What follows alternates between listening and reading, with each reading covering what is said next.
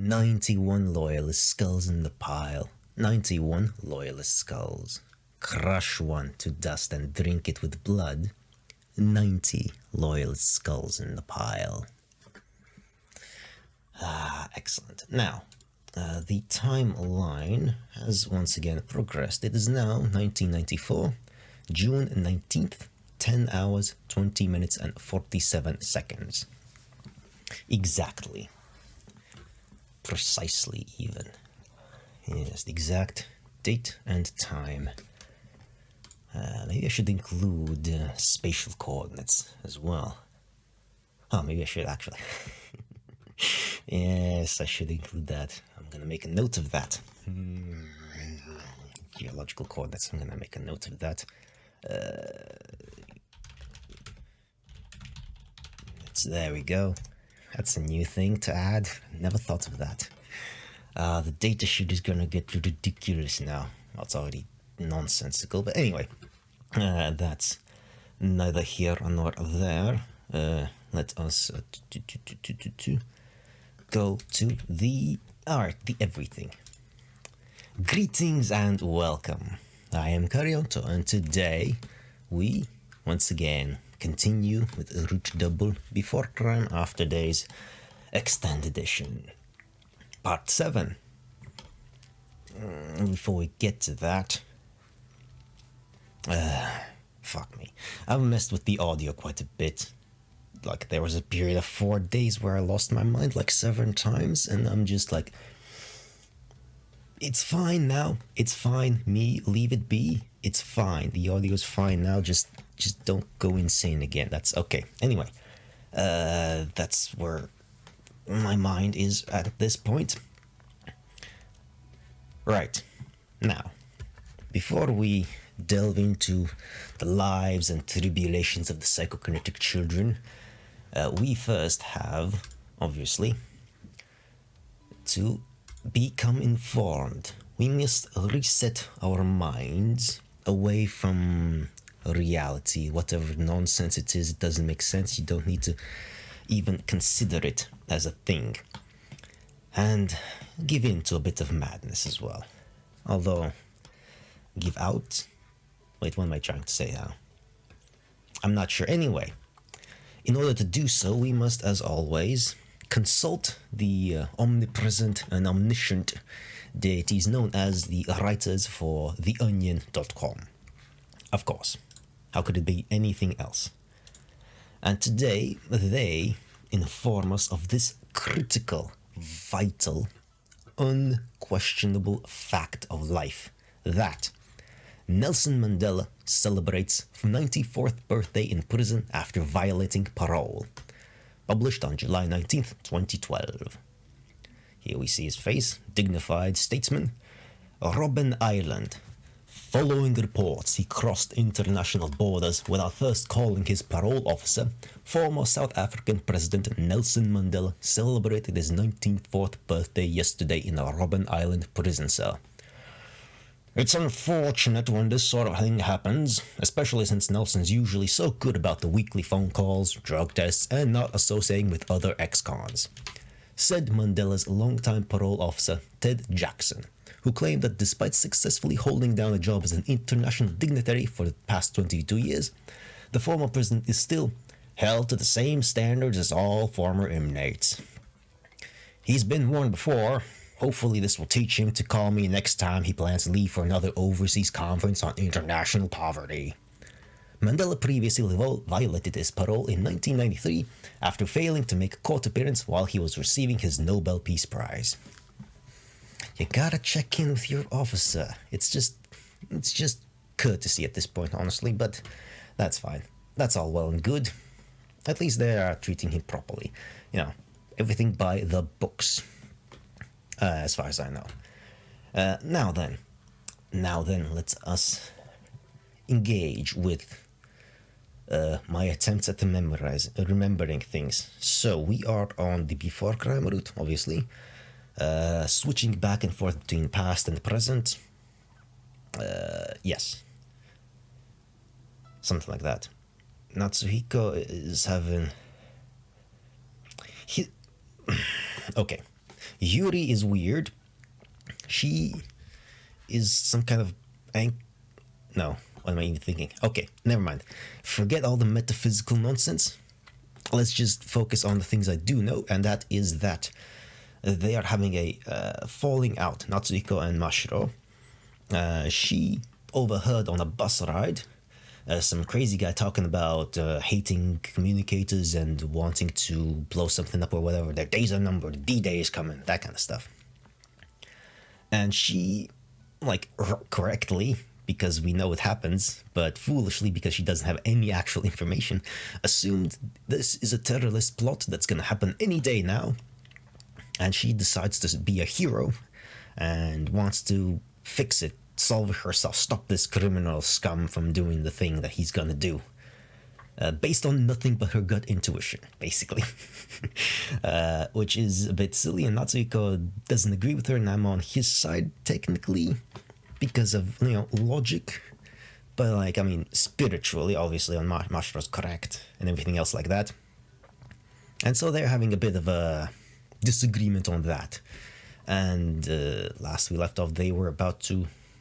It was nighttime. She was about to go somewhere to try and stop this terrorist who she doesn't know how he looks, where he lives, what's he gonna do, anything like that. Like, she's got the spirit, but execution-wise, well, I guess we'll find out. I mean, we know she fails, because the after days route happens and everything there. And meanwhile, Luis is just... nothing. She's just there, I guess. She doesn't have, like, she's also got... She sucks at the whole psychokinetics aspect, the same as Natsuhiko, but I don't think she has much aptitude, unlike Natsuhiko, who has the aptitude to be a god. And that's it. Yeah. I'm not even gonna pretend to recap everything. I don't remember. Things happened there in high school. We went through... The hell arc is over. They resolved the thing, kind of. Like, the two kids met or something, or whatever. And they kind of learned their lessons or something. I just hope we don't get the hell scenes again. I don't need that. It's torture, honestly.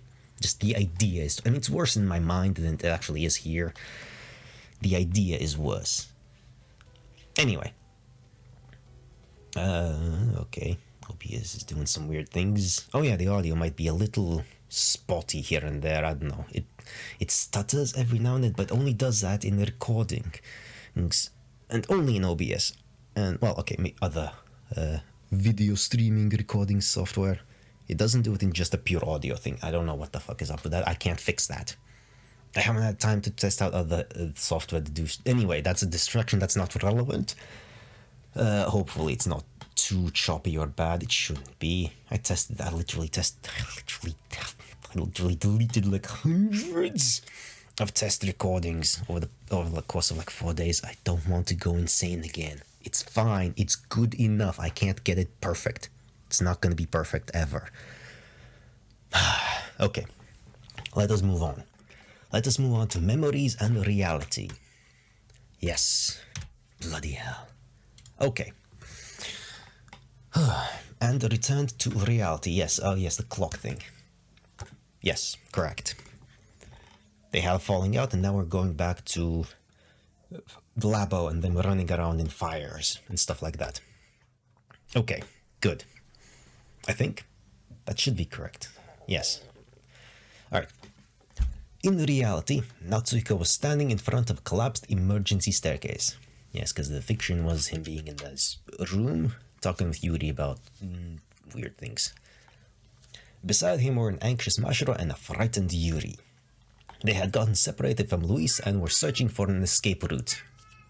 Oh, and the cat is now upset. Good, great. I don't know if it picks up. I think it does. It's a very sensitive microphone, despite the noise suppression thingies. Oh, well, it's just the cat. He does that some... Anyway. If you want something, he'll actually come over. Otherwise, he's just being a petulant 19-year-old child, effectively. They had gotten separated from Luis and were searching for an escape route. He figured something out. As he remembered what happened that fateful night, Natsuhiko ground his teeth. I didn't believe Masha at first when she told me about the terrorist plot, because she literally just overheard somebody speaking, like mumbling under breath on a bus. That could have literally been just some crazy guy. Literally just spouting nonsense that means nothing. So like, no shit you didn't believe her, that's the reasonable assumption. Mashiro's actions were unreasonable, speculative, based on nothing but gut instinct. I mean, sure, it turned out to be correct, but you can't... Like, it's not the wisest decision to make, like, such critical, life-changing, and, like, important decisions just based on your gut. You do need to back it up with facts and logic and, like, evidence and stuff like that. Like, following your gut is fine every now and then, especially for minor things that don't matter that much, like, what am I gonna make for food today, or whatever. That's not a correct sentence. Anyway, whatever. Moving on. And this is the result of my disbelief. Well, not really. Like, what could you do? You're still just a high school student. What could you possibly fucking do? Come on now. Don't beat yourself up too much, dude. You're just a dumb kid. Natsuko was filled once again with regret. That's pointless. That is pointless. Do something about that instead. What I need to do first is to get Mashiro and the others out of here. There we go. Plan of action. Simple. Natsuko rushed to the stairwell and looked up. It's collapsed. Is there any way at all to climb this thing? If I can at least get Mashiro and the others out then. As that thought crossed his mind... Oh, hello, Louise. A small figure appeared at the top of the stairs. She's injured now. Oh dear. But she seems to be fine. Louise! Yeah, 'cause fuck that nickname still. Forever. Once Natsuko yelled, she looked down at them. How'd it go? Were you able to beat those guys? Well, she's here, so yes and no. They're not dead. She didn't kill them. I'm sorry, it was an embarrassing defeat. I mean, you got out, so it's not a defeat, it's a tactical retreat. Come on now. Come on now.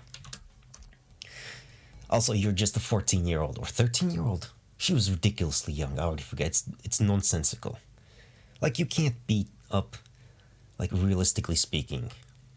Although this is an anime, so it doesn't really matter. Does realism matter? I don't think it does. But sometimes it does. Anyway, as soon as she said that, Natsuko heard the sound of a drop of water dripping down. That's not water, dude. She's injured. It's blood. A red stain formed on the floor. A stain of Louise's blood. Louise, you're hurt. Oh shit, but she seems fine. She's got stone cold face there. She's fine. You suffered defeat. Don't tell me those guys. Right when I knocked those two out, another one appeared, and then I got shot. Oh, that's a bullet wound. Okay, so she knocked out Dojima and Hiyama, and then Watase appeared and shot her. Okay. I mean, we know that she can't beat Watase regardless, even in like, fair hand-to-hand combat. Oh, not fair, she has an axe. Will have an axe, and still loses there. Still. That's bloody impressive. 13-year-old knocking out two full-grown adult men, in peak physical condition, no less. Like, bloody hell. Anime nonsense. Now that he thought about it, the enemy did show up with guns last night. Yeah, we're still not there yet to that bit. Crap, it was so obvious. Why didn't I even consider that possibility? Well, you're in Japan. Guns aren't really much of a thing there. Although you probably should have remembered that they had guns then, because it's kind of rare, like that. Oh well. Louise glanced at the painful-looking wound on her arm. The enemy has exceptional physical strength and unknown numbers. Our odds don't look good. Yes, well, we know the number is 3 plus 2 who are not in on the thing. Plus Ukita, who's a wild card, and Anna, who's also a wild card. Then what do we do?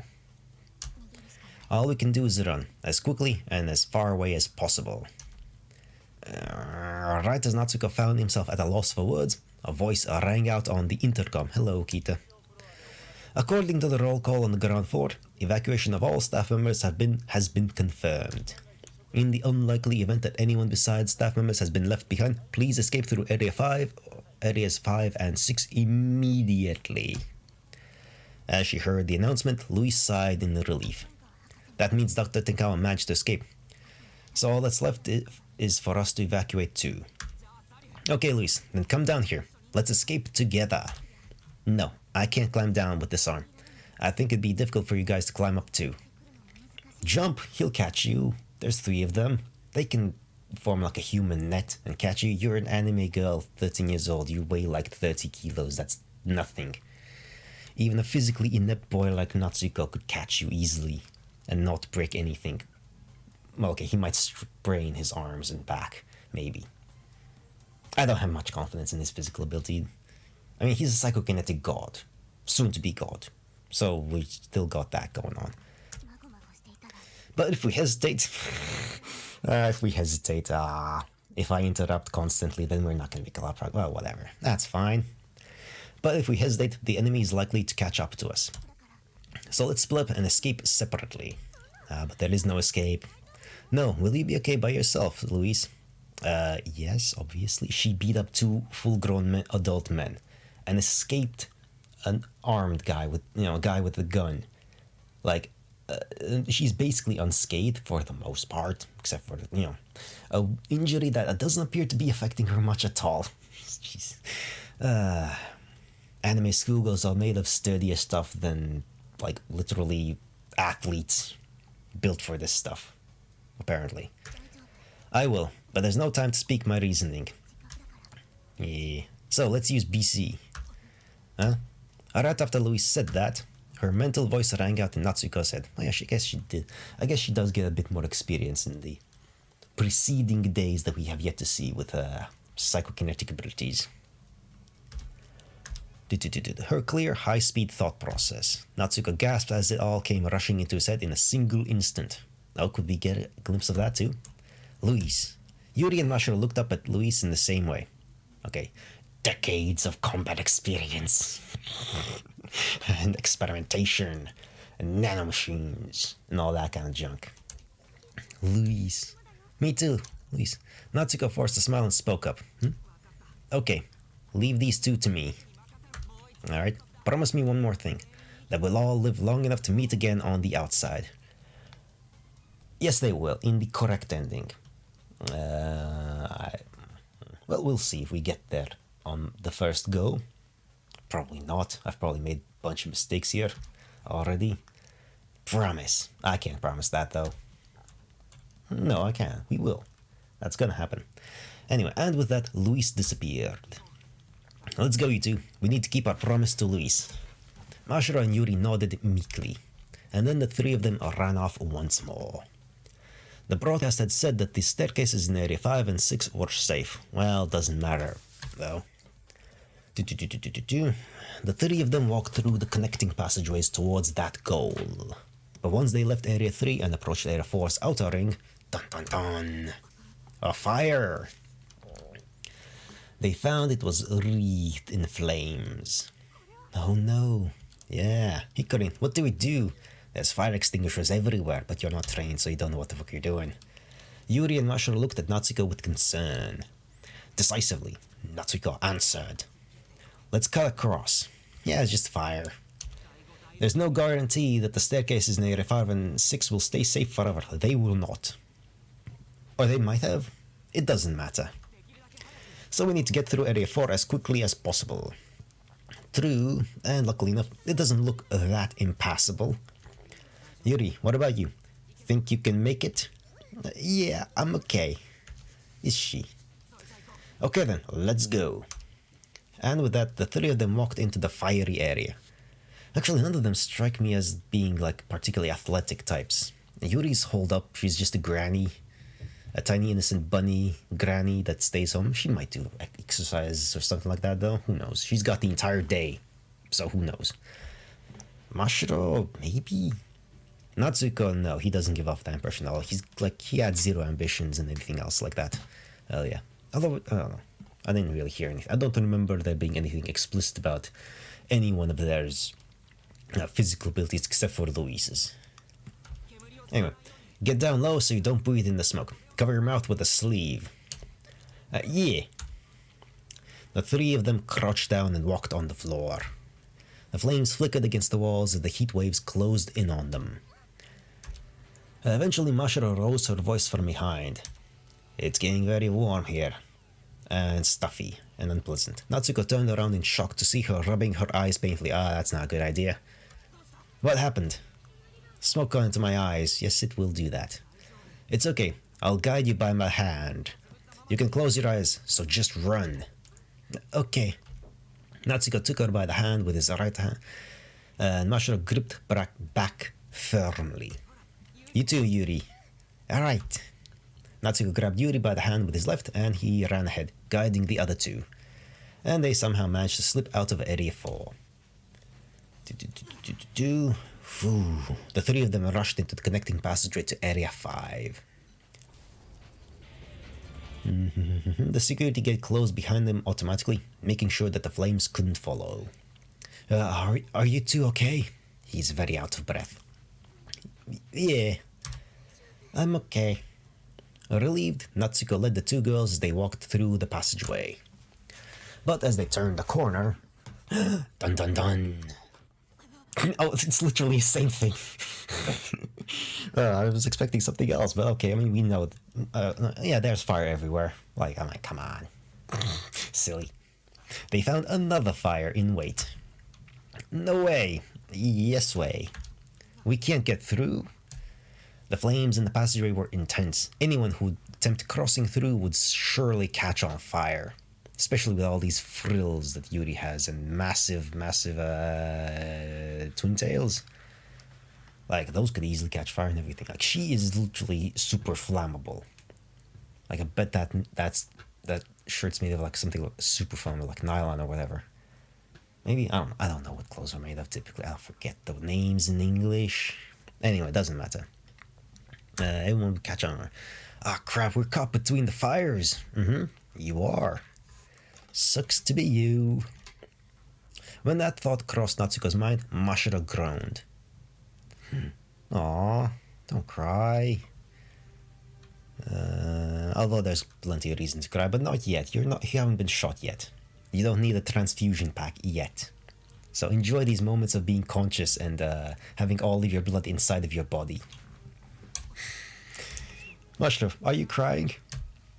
What's wrong? Did you get burned somewhere? No, it's emotional. No, I just suddenly felt like I've wronged everyone.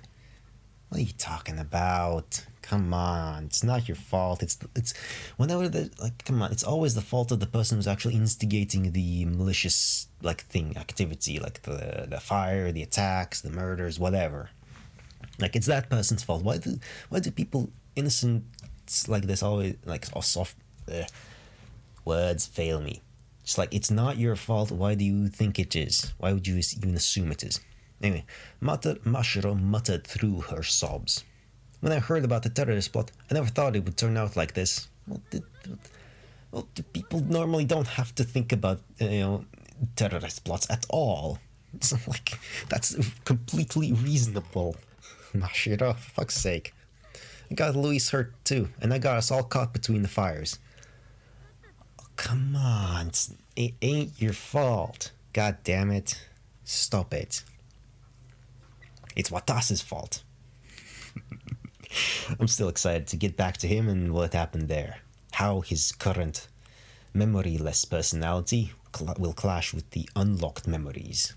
There's going to be a mental duel or something like that between his current self, who has only 9 hours of memories, versus the past self, who's been experimented and tormented for years or decades even by this institution and all this horrible experimentation and all that jazz.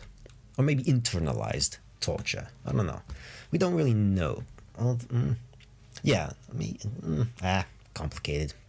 They discarded him, but they didn't kill him. They just kind of erased his memories or something, or sealed them away, because there was the thing back then in the document about the risk of him regaining his memories or something like that. Anyway, I'm getting my wires crossed here with information from the other path.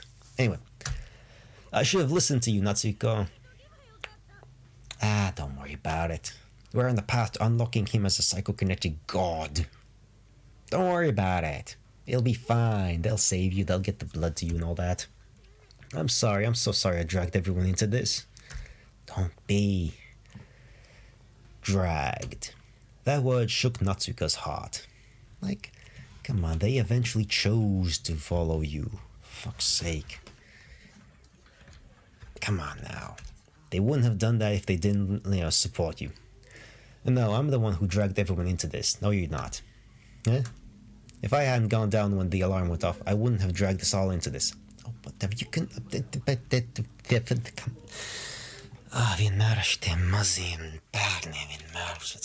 I always act like children, fucking hell. Anyway, regret suddenly filled Natsuka's heart. I'm getting annoyed at the word regret here. Like, you're regretting things you had no control over. You acted based on the information you had, and things happened poorly because of information you could not have possessed at all. So, like, there's nothing to regret. For fuck's sake. He dragged those precious to him into danger once again, just like he did 9 years ago. You were like 6 years or 7 years old. Fuck's sake. That's so dumb. That's so dumb. This time not just Yuri, but Masha and Luis too. The headache he had forgotten came back stronger, except now it was accompanied by the pangs of guilt. Such useless. Useless. I'm the one at fault, Masha. You did nothing wrong.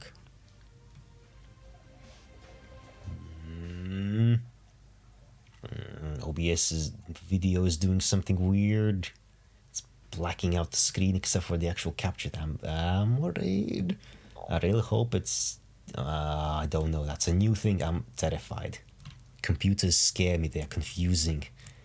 It's doing things that I don't want it to, that I don't understand why. It's always the fault of some kind of update, though. Always. Like, yeah. Anyway. You did nothing wrong. So please, don't cry. Mashiro wiped her tears and looked at Natsuhiko. No, Natsuko, don't say that. You're back to your old self now, aren't you? At the very least, I'm happy for that. Aw, her words were tinged with both gentleness and slight resignation. An intense pain ran through Natsuhiko's chest. Damn it, what do we do? Survive. That's all you can do. Smoke was drawing near from around the corner, but he couldn't come up with their next move. But that very moment, Yuri spoke up. Hey, she's doing something. Mashiron is wrong. Oh, Yuri, quote unquote. Flames have stopped its plot driving Yuri instead of the little bunny that's stuck in the situation, Yuri. Mashiron's wrong. Yes, she is. And so is Natsuhiko, honestly. Yuri, pay attention that time has stopped. Hikarin, you haven't come back yet. Time has still stopped for you, just like it has been ever since that fateful day 9 years ago. Okay. Oh yeah, he's still stuck on that. Get over it, dude. It's been 9 years, you were 7 years old. Fuck's sake. Natsuko couldn't believe what he saw. That was the same warning Yuri gave him on September 13th. It's still stopped. Yeah, we haven't caught up yet. We don't know all the information, so yes. Yes, and that's why I have been rewinding your memory over and over to get your time to move once more. Okay, so that's what this is. Okay, so she's been rewinding his memory. Interesting. Okay. Cool. Yeah, get a new perspective on things. Yeah, cool. Even in those memories, even if those memories lead to today, even if those memories hide a bitter truth, I don't care how bitter the truth is, I want it. I want the truth, I want that information, everything. Like, what's up with Luis? Specifically, what's up with Dr. Tenkawa? What's up with Yuri? What's up with Natsuhiko's stuff? What's up with the school? What's up with Anna and all that other stuff? Right, Anna, specifically. The cat's back again. No, Kasir. Yeah, Egolet. Now he's gonna look at me. Look at his bed. Meow once more. Then probably leave for the kitchen. Or something like that. Anyway, even if those memories hide a bitter truth, Natsuko still couldn't quite understand what Yuri was saying, but I do understand what's going to happen now. Indeed, you've been through this rigmarole for like 4 times now. That was something that Natsuko had already come to digest. Yep, he meowed, went around the circle in the room, and then left. Typical cat. Whenever Yuri says these things, that bizarre phenomenon always occurs, doesn't it? Indeed, it's like a pattern. It's like she's doing exactly the same thing she just said she was doing. Natsuko looked at his watch. It had already begun to tick away the time. The date was September 14th, the time 6:59 a.m. 2 days before this incident. Ooh. Ah, I see. That was the day our daily lives came crashing down. His vision went dark, and in the darkness he heard her voice. The true beginning has only just begun. It's time to face the truth. Yes! Fuck yeah, I'm excited. So please, Heikurin, try not to avert your eyes. I will be staring at the truth rigorously. Now, I'm not going to remember a lot of it a few days later, but still, I will be paying attention now. And as Yuri appealed to him thusly, Natsuko's consciousness returned to September 14th. Blip, bizz, and Natsuko peacefully awoke from his sleep that day. It's raining outside. Although this morning wasn't particularly unpleasant, he still felt somehow depressed. The sound of rain could be heard from outside the window. Ah, sweet, life-giving sounds. It had temporarily let up last night, but appeared to have started pouring down once more. Before Chapter 5, September 14th, Chapter 2 days until the incident. Incident, yes. Natsuko headed to the living room to see only Yuri and nobody else. Well, yeah, it's raining. Although, wait, Louis lives here. Louis is probably still sleeping. Where's Mashiro? It's raining outside, come on now. She hasn't come. Well, obviously. Thought so. Well, obviously. What do you mean thought so? It's obvious. Like, if she were here, you would know. There would be sizzling food and just her bubbly personality, like, is shouting, like, teasing you probably about something as well. Mashiro would often not come to the house the day after a fight. Oh, right, yes, that thing. Yeah, I mean, obviously. She wouldn't, because she was going off on her adventure to try and find the terrorist. Yuri glared at Natsuko judgmentally. I can't really imagine Yuri being judgmental at all. She's too pure and innocent to be, like, scolded. Although, those kind of characters actually, when they scold you, that's, like, just heartbreaking. And just, like, makes you feel like shit. Oh, that's kind of silly. Don't glare at me like that. If anything, last night was Mashiro's fault. From a logic perspective, yes. From an emotion perspective, no. And that's why you're in the wrong, Natsuko. You're on the wrong side of emotions here. She suddenly said something absurd, and that got mad because I wouldn't believe her. You still should have believed in her then. Exactly. No way, that's crazy talk. You dumbass. Come on now, Natsuko, learn. Natsuko was a little dejected that even Yuri was criticizing him, because he don't understand the path to a woman's heart. The path to any heart, however, is filled with water. Say, Yuri, I'm sure even you understand how seriously the city takes its public order, right? There's no way a terrorist plot could unravel here, could it? Yes, it will. Even if it did, what could we do? Fight the terrorists empty-handed?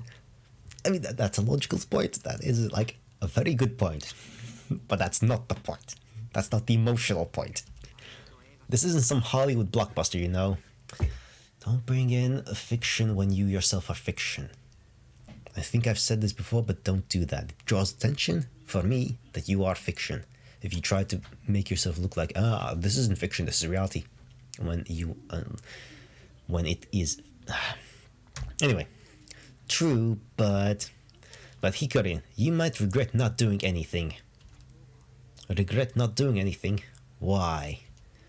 I just get that sort of feeling. I read the script ahead, basically. What do you want here? Okay, go fuck yourself, Natsuko. Believe in the others, not yourself, I guess. I don't know. Yuri said no more. The rain outside sounded somehow softer than silence. So many S's everywhere. Well, anyway, don't worry about Mashiro. I'll make sure to follow up on her. Yeah, that would be best. Once Natsuko gave in to pressure and said that, Yuri smiled with her whole face. Yee. But still, what should I actually do? Apologize? Say you'll help her out? Even if it's silly?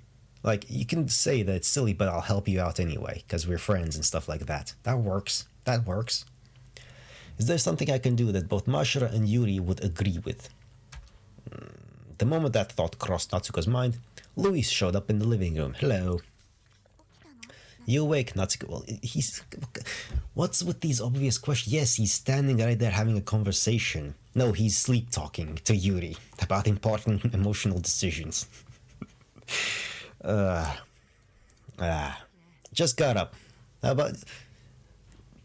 You, Louis? Like... I don't get...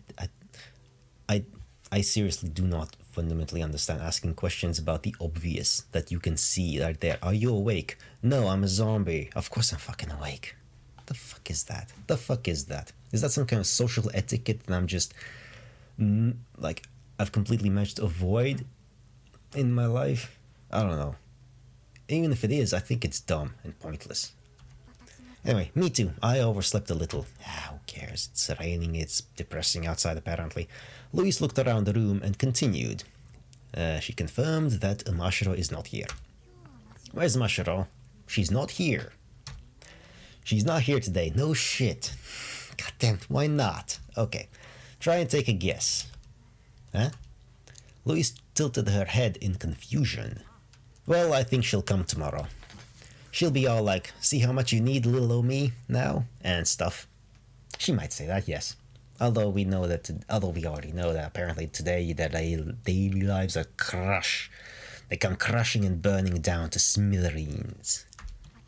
I already do. No mushroom means no food. Oh, that's a simple but correct assessment. Yeah, sorry, but we'll have to settle for a meager breakfast today. Seriously, how can you not learn to just make basic meals? It's not that difficult. I mean, what's Yuri doing the whole day? She could experiment with food. Come on, Yuri. Show us your chops at making food. You literally have all the day in the world. Like, I mean, sure, it's easy to waste away several days in a row not doing anything. I've done that when I had like a vacation or something like that. But even then, if it's prolonged, then I'm like, I get a little agitated to do something. You gotta do something. And if there's tools and ingredients and basically toys lying about, then why not try? You know, curiosity. It's not gonna kill me. It's a home environment. Probably not. Anyway, and with that, Natsuko tossed some bread into the toaster. You can't... okay. Can you even cook eggs? Like the most basic of things.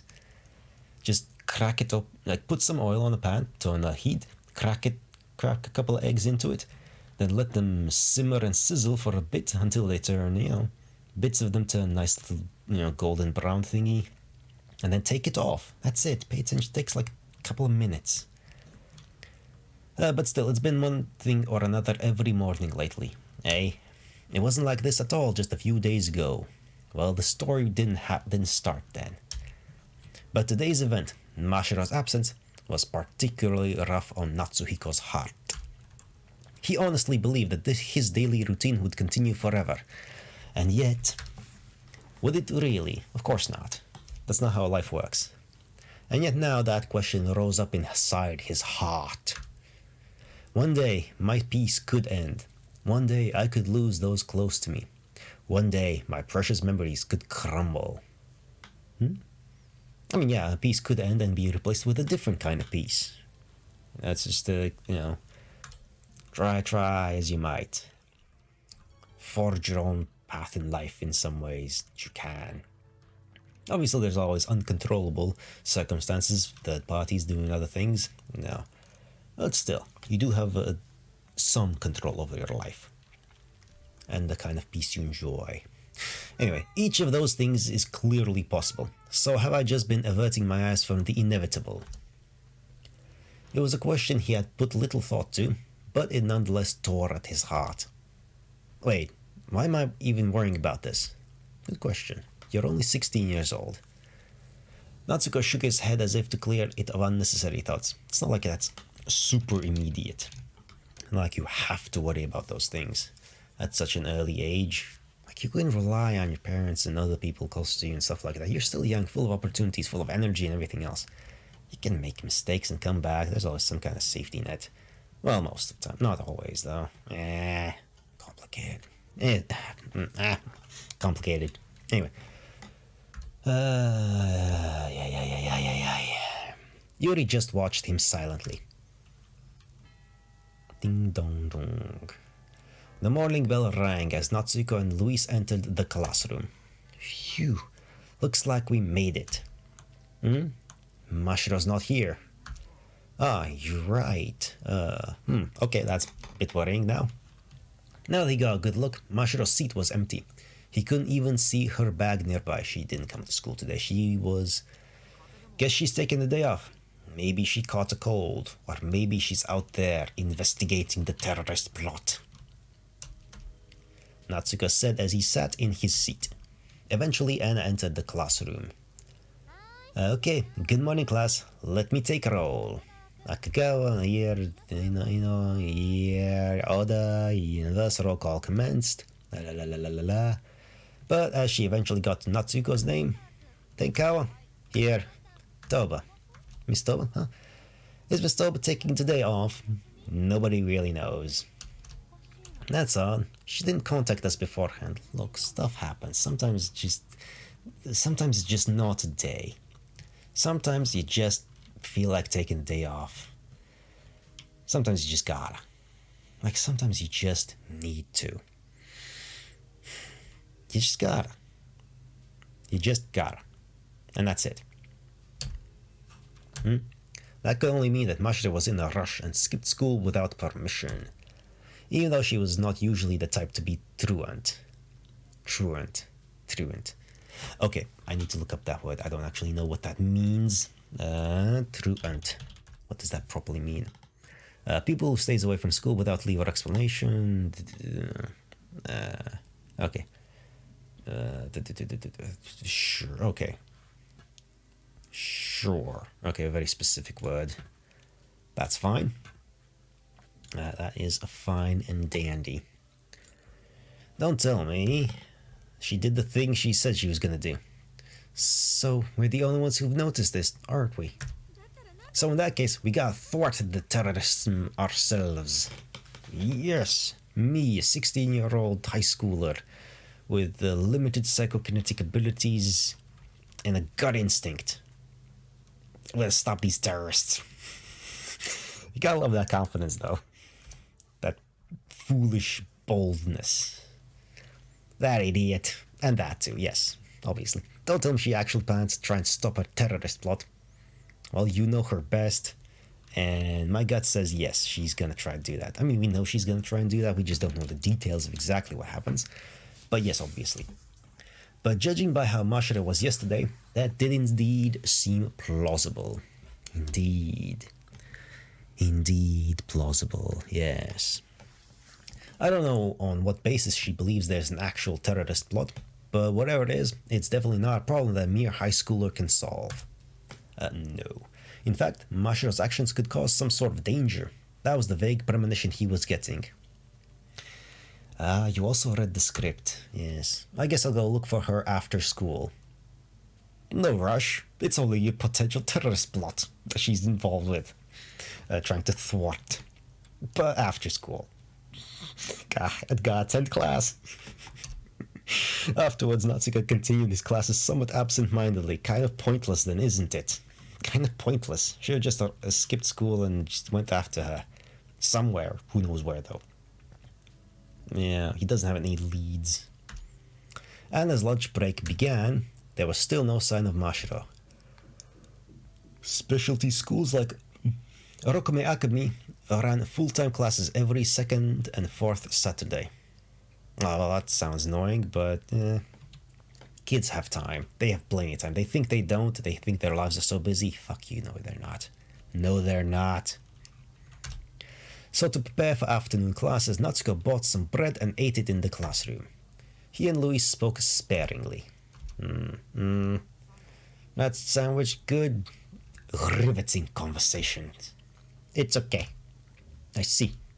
Without Mashiro as their mood maker, conversation just wasn't happening between them, and that's fine. I never thought this would be how I'd learn how much of a blessing it was to have Mashiro around.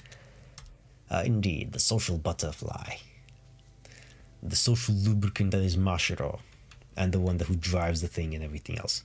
The moment that thought crossed Natsuko's mind, an announcement came streaming out of a speaker affixed to the classroom wall, the PA system. This is an emergency broadcast. We've just received a report that a dangerous object was set inside the school grounds. Oh, explosive. Oh, okay. Oh yeah, right, obviously, that makes sense. Students, please remain calm and follow faculty instructions. Please evacuate to the schoolyard for now. It's a bomb. It's a bomb. Natsuko gasped, and the whole class stirred in unrest. A dangerous object? For real? No way. Could this possibly have something to do with the commotion they've been talking about on the news? No. What the heck? Why are they targeting our school? Because you're full of the future of psychokineticisms. The students' agitation created a positive feedback loop, quickly turning the classroom into a turbulent echo chamber. Indeed, echo chambers. I was stuck in an echo chamber several times over the past week. Thinking, oh, this audio is good. Next day, this audio is shit. Throwing everything out and then starting over. Then getting into another echo chamber and repeating the process 4 days in a row. Blech. Losing your mind over such things is awful. A dangerous object? Like what? If they need to evacuate the students, then I assume it's either an explosive or a gas bomb. A bomb? Natsuko choked on his words. No way. You mean Mashiro was right? Yes, she was. She read the script, and so did we. The moment Natsuko considered that possibility, Enna came rushing into the classroom. Class, you heard that announcement, right? Of course they fucking did. That's why they're in a mad panic right now. Her voice was more forceful. Her expression colder than usual, because it's serious business time right now. None of this being all lovey-dovey with students and everything else and whatnot of the subject. What? No, that's not what I meant. Is it? I don't know. Anyway, life is long, so pipe down and listen up for now. First, everyone take your seats. The students sat in their seats as instructed. Enna quickly scanned the classroom for empty seats. It's still just Toba. Okay, so that's everyone with the exception of Miss Toba. So now we begin evacuation. Line up in seat order and follow me. The students muttered amongst themselves as they nervously stood up. At the very least, it looks like they are serious about the dangerous object. Well, they should be. That's why you run drills and stuff like that. In case something like this happens, because it's still a public institution. Then assuming there really is a terrorist or whatever, what if Mashiro went to search for them and actually ran into them? That would be very bad. Impossible. Such a stupid coincidence could never happen. Obviously it happened. Whenever you say these kind of sentences in your story, that's literally exactly what did happen and what does happen. But despite his rejection of the idea, he couldn't shake off the anxiety he felt. And without thinking, Natsuko suddenly stopped in his tracks. What's wrong? What's wrong, Mr. Tenkawa? Get in the evacuation line. Okay. As he answered, Natsuko heard a voice in his ear. But Hikone, you might regret not doing anything. Hello, Yuri from the present, influencing the past. Natsuko gasped at those words. So, rewinding his memories. So, you can't change reality based on memories, but Maybe, no, who the fuck knows? Psychokinetic children, potential god of the psychokinetic variety. Who knows? Maybe rewinding. Who knows? Anyway, I'm making assumptions. They were the words Yuri had said this morning and in the future. And 1 second later, Natsuko opened his mouth. No, Professor. The power of no. No. And out came words he had never expected to say. I'm sorry, but may I leave early? What the fuck? Eh? What? Anna and even Luis opened their eyes in surprise. Well, no shit, what the fuck are you doing? Natsuhiko? What are you talking about? Let's just evacuate first. Exactly, what the fuck are you talking about? Yeah, I guess that would make sense. But I'm worried about Mashiro's safety. Do you even have any idea where she could potentially be? It's a big city. It was something that the usual Natsuko would never say. I'm really sorry, but I'm leaving. Hey, wait. He heard Anna but chose to ignore her. He flew out of the classroom to find Mashiro. She could literally be anywhere. When he got outside, the streaks of rain had more or less abated. Thanks to that, he could search outside without needing an umbrella. Even if it was pouring like bloody massacre, you could still do that without an umbrella. You'd get soaked and it would not be great later in the day and the next day, but you know, it's just water, ultimately. I've walked through rain, heavy downpour, it's fine. What is it, September here? So it's like, it's not super warm, but it's not like cold. The only problem was that he had no honest idea where Mashiro could be. I mean, given it's 2030, the temperatures are, you know, significantly higher than they would be otherwise. Although I don't know if they would have considered that. Although also depends on which part of Japan they are, because those are big islands. You know, you go up north and it gets much colder than when you go in the south ones. Yeah, the only problem was that he had no honest idea where Mashiro could be. Yes, kind of a big problem, isn't it? It might be the only one, but it's kind of, you know. Although, psychokinetic, it's an emergency, someone he cares about. Unlocking ability number 2, projection. Cast his mind across the city, find her, or something like that, I don't know. Dispose of your mortal shell and go. Fly, Natsuhiko, fly. So for now, he just took out his PDA and tried to call her, but I mean, you think her parents hadn't tried that? Come on now. Damn it, it won't connect, no shit. It was ringing, but Mashiro wouldn't pick up. Is she still mad about Really? Really? He was fine with it if she wouldn't pick up. If she couldn't pick up due to injury or other danger, then that would be a different story though.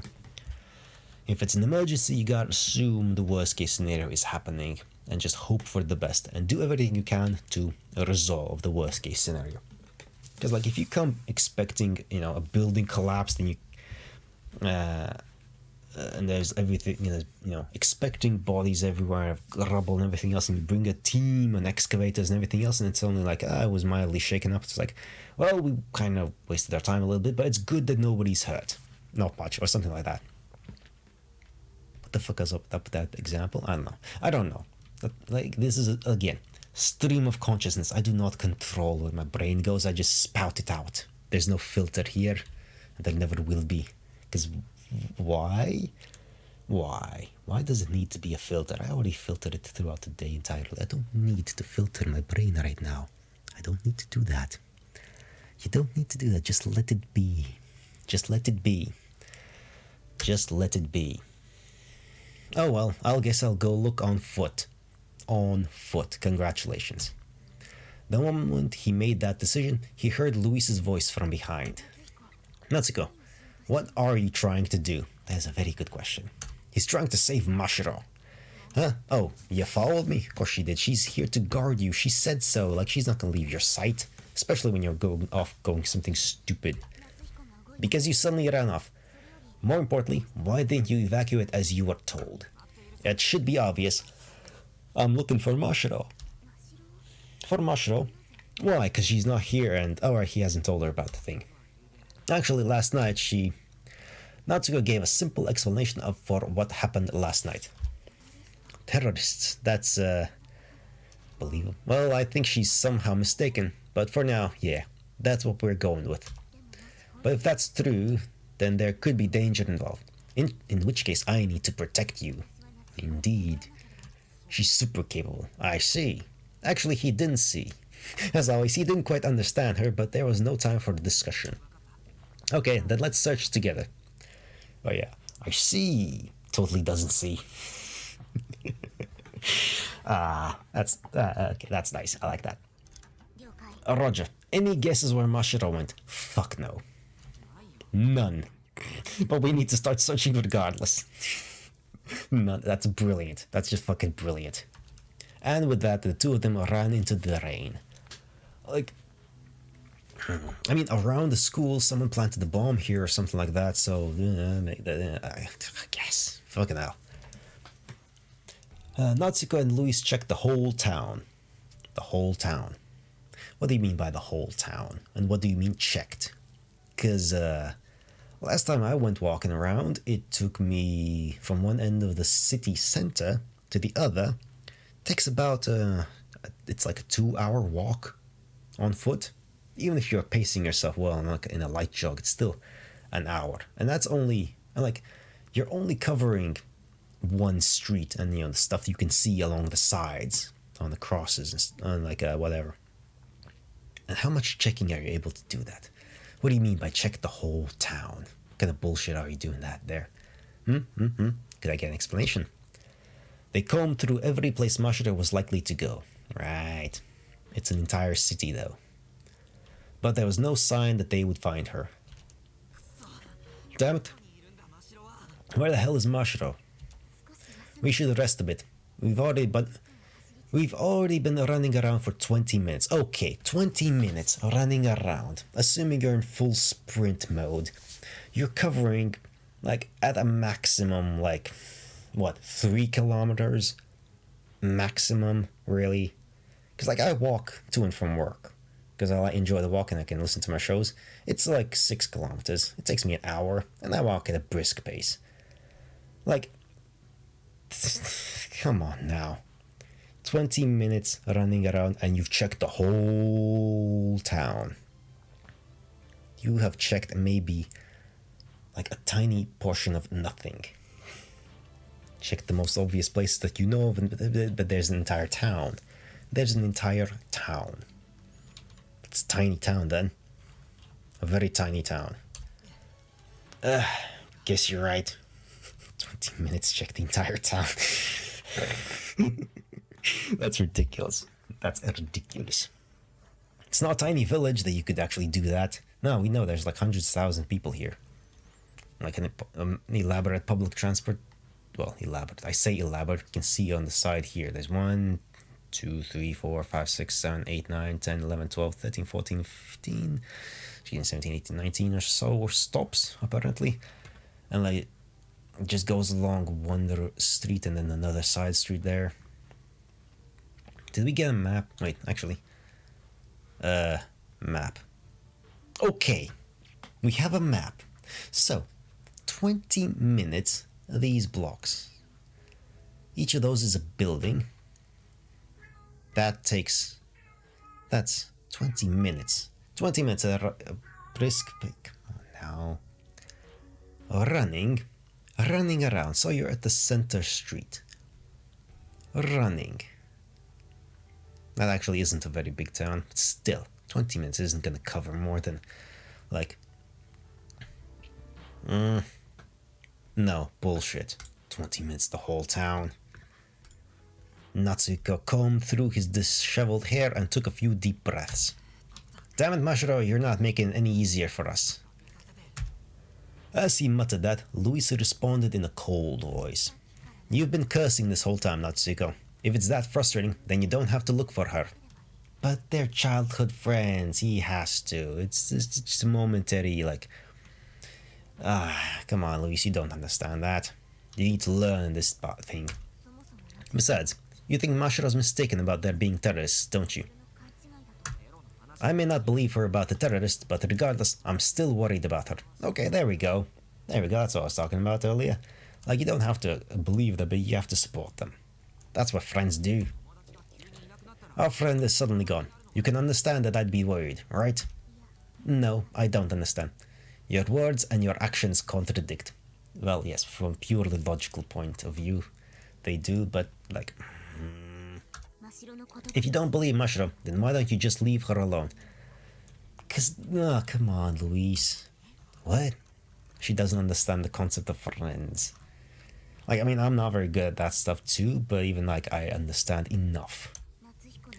According to you, there are no terrorists. In that case, leaving Mashiro alone would be the obvious thing to do.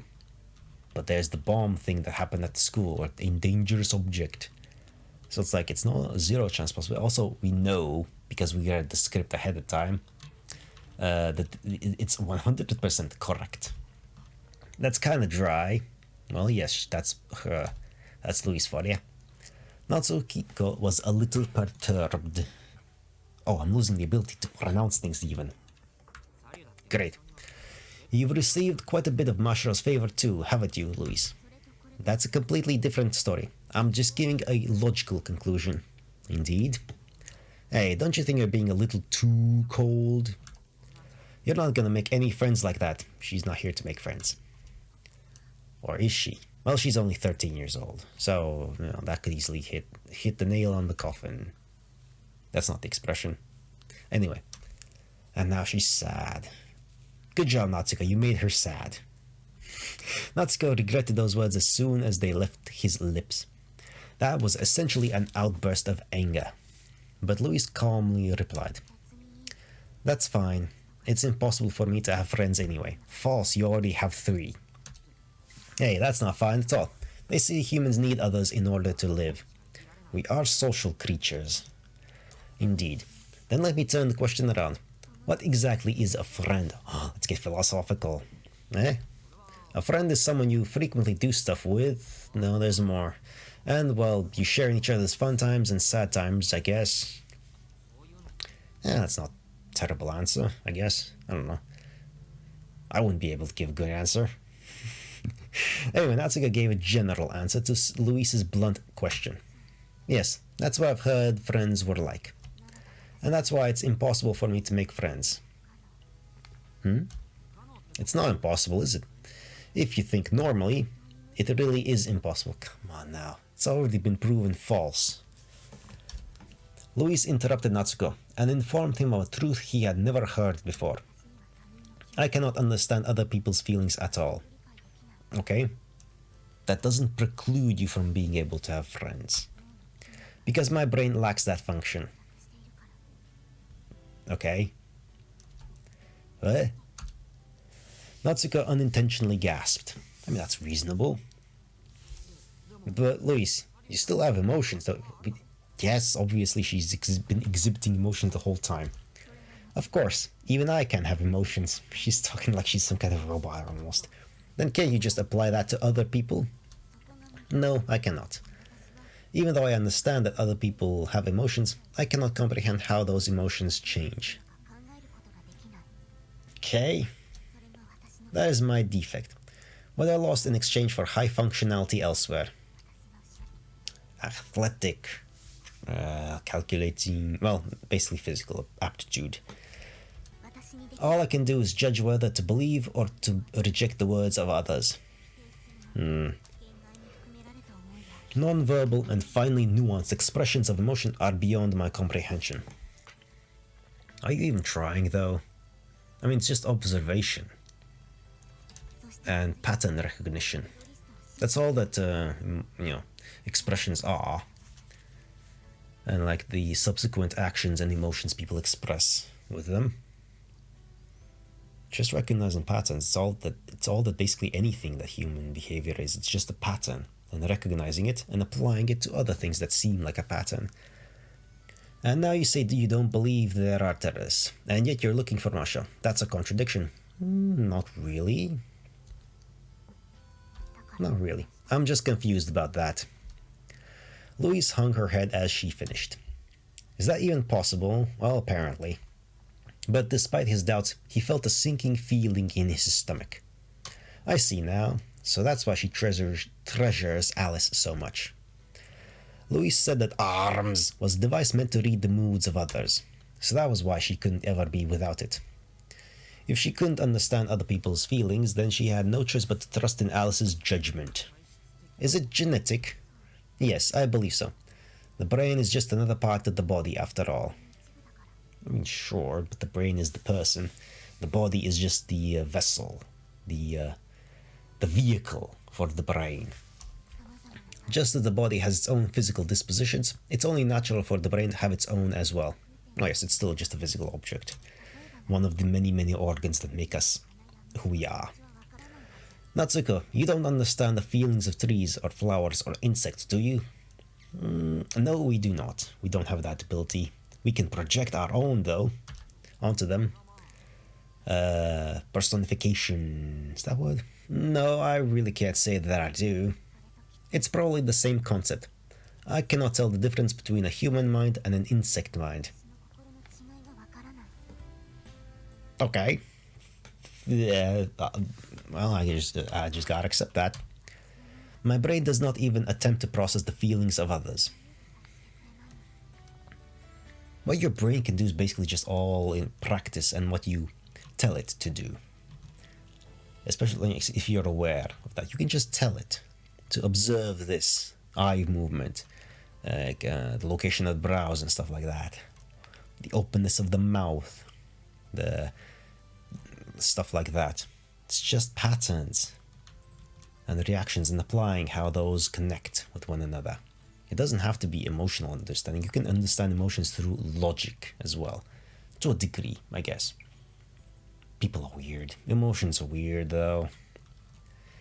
You'll never truly understand another person. Not really. Because there's infinite nuances. We are composed of millions of interactions and memories that interact and reinterpret each other constantly. And whenever a new one is introduced, the rest of them absorb and reinterpret that emotion, that new memory, as well as that new memory helps with the interpretation and reinterpretation of all the other existing memories that you have. It's an ongoing, never-ending process of complexity and madness. That's just so sad. Well, but it is what it is. Natsuko forcibly swallowed that word down. Because Louise most likely was not seeking pity when she told him this truth. But still, Natsuko wanted to at least say something, so he tried his best to wring some words out. BC. Oh yeah, right. They can convey their things. That's it. BC can help you understand other people's minds, can't it? Sure enough, Louise supposedly had a rank D aptitude. She could learn how to use empathy. It would take a considerable amount of effort, but it wouldn't be impossible. And if she did, it would make living easier for her, or so Natsuko thought. There's no hope for that. My actual aptitude is rank F. Ability is non-existent as well. So, just regular human? Although she develops that later, we already saw that. Rank F aptitude specified that one was unable to use BC at all. So, regular human. Just a regular human. But she's not. We know that. In other words, no amount of effort would ever allow one to use BC. Wait, then why did Professor Tsubakiyama say you were rank D? Because Rokami Academy does not accept applicants with rank F aptitude. Dr. Tenkawa forged my medical certificate. To protect you. She went so far as to do that. Louise nodded plainly. It was hard to believe, but judging by her expression, it didn't seem dubious at all. I don't know if she's capable of lying all that well. So you really can't use it. But she can, we know she develops it. I have tried practicing in the past, though. I thought that if I could use BC, I could understand people's feelings. But it was impossible for me. When Mashra was teaching us yesterday, I finally got motivated again. But it's not a problem of motivation. I've long since given up. There's no way I can understand people's minds. I came to Japan, met all of you, and had fun. But at times I've also been confused, and also scared. Perhaps I really wasn't meant to interact with other people. Like, so what was it? You were like, you were in a sealed containment unit back in France or something? How exactly must that feel? Who the fuck knows? To be unable to understand others no matter how much you try. Frustrating, at the very least. To be the only one left out when everyone else around you reaches understanding of what's on each other's minds. Natsuko was at a loss just trying to imagine it. I see. Luis's relationship to others is like the relationship between communicators and ordinary people. But like, no, not really. That's not really a fair comparison, because like, communicators just have this extra ability. Otherwise they're just ordinary people, but like with a plus sign on them, with this thing, plus BC thing. Once he thought about it that way, a memory of the past arose from the back of his mind. Flashbacks. When he was young, Natsuko was the center of attention for neighborhood kids. Oh yeah, he was like a big loudmouth brat. Back then, Natsuko loved BC. Without thinking too deeply about it, he yearned to be something special, which was why he dreamed of becoming a communicator. But right before he got into elementary school, he learned that he really did have the aptitude to become one for real. And thus it was decided that he and Mashiro would enroll in Rokume Academy, which meant that eventually they had to leave all their previous friends behind. That's kinda bullshit. People stopped gathering in the park they always played in. The only ones to stay with Natsuko were Yuri and Mashiro. Huh? Nobody's here today either. Why did everyone leave? That's really dumb. They said we'd always be friends even once we started elementary school. Yuri spoke up after Natsuko and Mashiro muttered those words. It's because we're communicators, and the others are ordinary people. Come on. Really? We're doing this? We're doing this kind of thing in a storyline that supposedly takes place in 2030. Written in 2012. Like, come on now. They might be scared of us reading their minds. Great. Us versus them. The us versus them mentality. Great. Wonderful. Since Yuri was 2 years their senior, she likely had a better understanding of society, particularly the social implications surrounding communicators. What's up with that? I don't get it at all. It's dumb. Correct, Mashiro. It's just dumb. But we can't even use telepathy yet. People fear what they don't understand. Don't even try to understand. Like, that's so useless. That's how we get all the fucking conflicts throughout history, like all of them. They could do nothing but deny Yuri's observation, which only made her smile sadly. That's true, but still. Just because we know that doesn't mean we can convince them to believe it too. Natsuko just couldn't comprehend what Yuri was implying, but he took her words and facial expression and engraved them into his heart. And that was possibly the first time Natsuko began to feel that he couldn't understand what was on other people's minds. But he was still okay with that. If he had acquired the skill of empathy to read the minds of others, then he would be able to understand the feelings of those who distanced themselves from him. At least that's what he had hoped. His second major turning point was the incident 9 years ago. We're finally gonna get a proper reading of that. Uh-oh. Yuri's screaming. Yuri used to be calm no matter what the situation.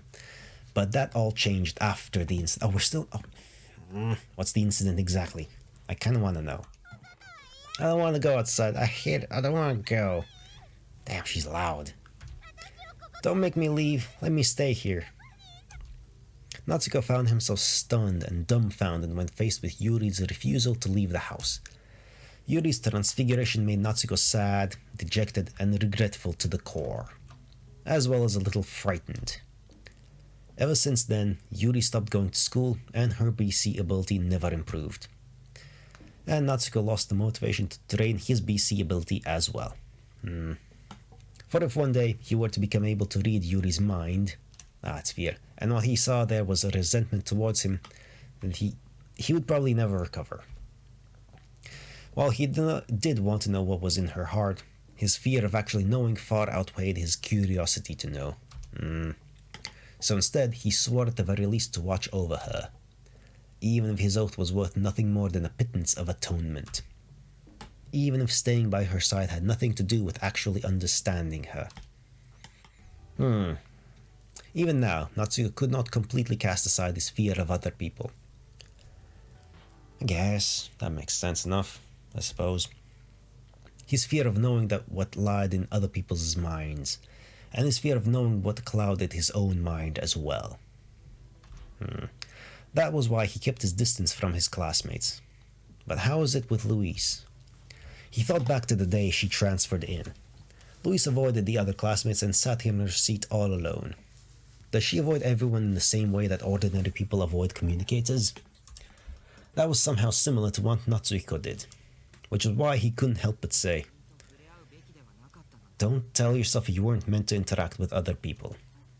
It's a choice that you make yourself, instead of being something like, oh well, it's my destiny." It's true that we can't understand other people's feelings. I mean, most people can't. We can just get the best approximation. We all have times when we're confused, times when we're scared, but we should still consider other people's feelings, shouldn't we? Natsuko thought that perhaps he wasn't the most qualified of people to speak on this subject, but regardless, he continued. Right now, as I speak, I'm trying in my own way to consider your feelings, Louise. But is it really pointless for me to try? So, can you tell anything about my feelings? No, I can't, because I'm not you. See? Right, so in the end, it really was pointless. No, you're wrong. When I say we can't understand other people's feelings, I don't just mean you and me, Louise. Nobody truly can. It's not just me, but everyone. Well, yeah, we're just guessing. We're fumbling through life like the best that we can. It's just a mess. It's just a mess. Yeah, that's right. After all, there are so many things different between you and me, our genders, our abilities, and so much more. So there's no way I can understand your feelings. And I'm sure that's a universal truth that applies to any two people. And then add like another 8 billion there, and it's like, bleh. Don't even try to comprehend that. That's just way too much. It's better to just, wing it. Not worry. Natsuko could not hope to know what the world as Louise observed it, and thus neither could he hope to have a complete understanding of her feelings. The same went for Yuri. Even with empathy, the best he could ever hope for was a glimpse of a small facet of her mind. And that's to say nothing of his fear of learning something he shouldn't. He had always thought this way, but don't you think we should still try our best to understand each other regardless? Natsuko vocalized an idea that he himself had always been rejecting. But as he vocalized it, he gradually became more and more aware of how it was an idea that he had originally always held. You don't need a full understanding of what's on other people's minds, but as long as you keep striving for it, in other words, as long as you keep other people in consideration, then I'm sure things will turn out for the best, both for you and for those you interact with. And unless you afford that kindness to others, nobody will be kind to you, will they? Indeed. That's the first time anyone has ever said that to me. Well, it's the first time I've ever said it to anyone, too. You're strange. I don't have the slightest idea what thought process led to you say something like that, Natsuko. I don't think he fully understands it either. Yeah, you don't have to understand that either. I don't?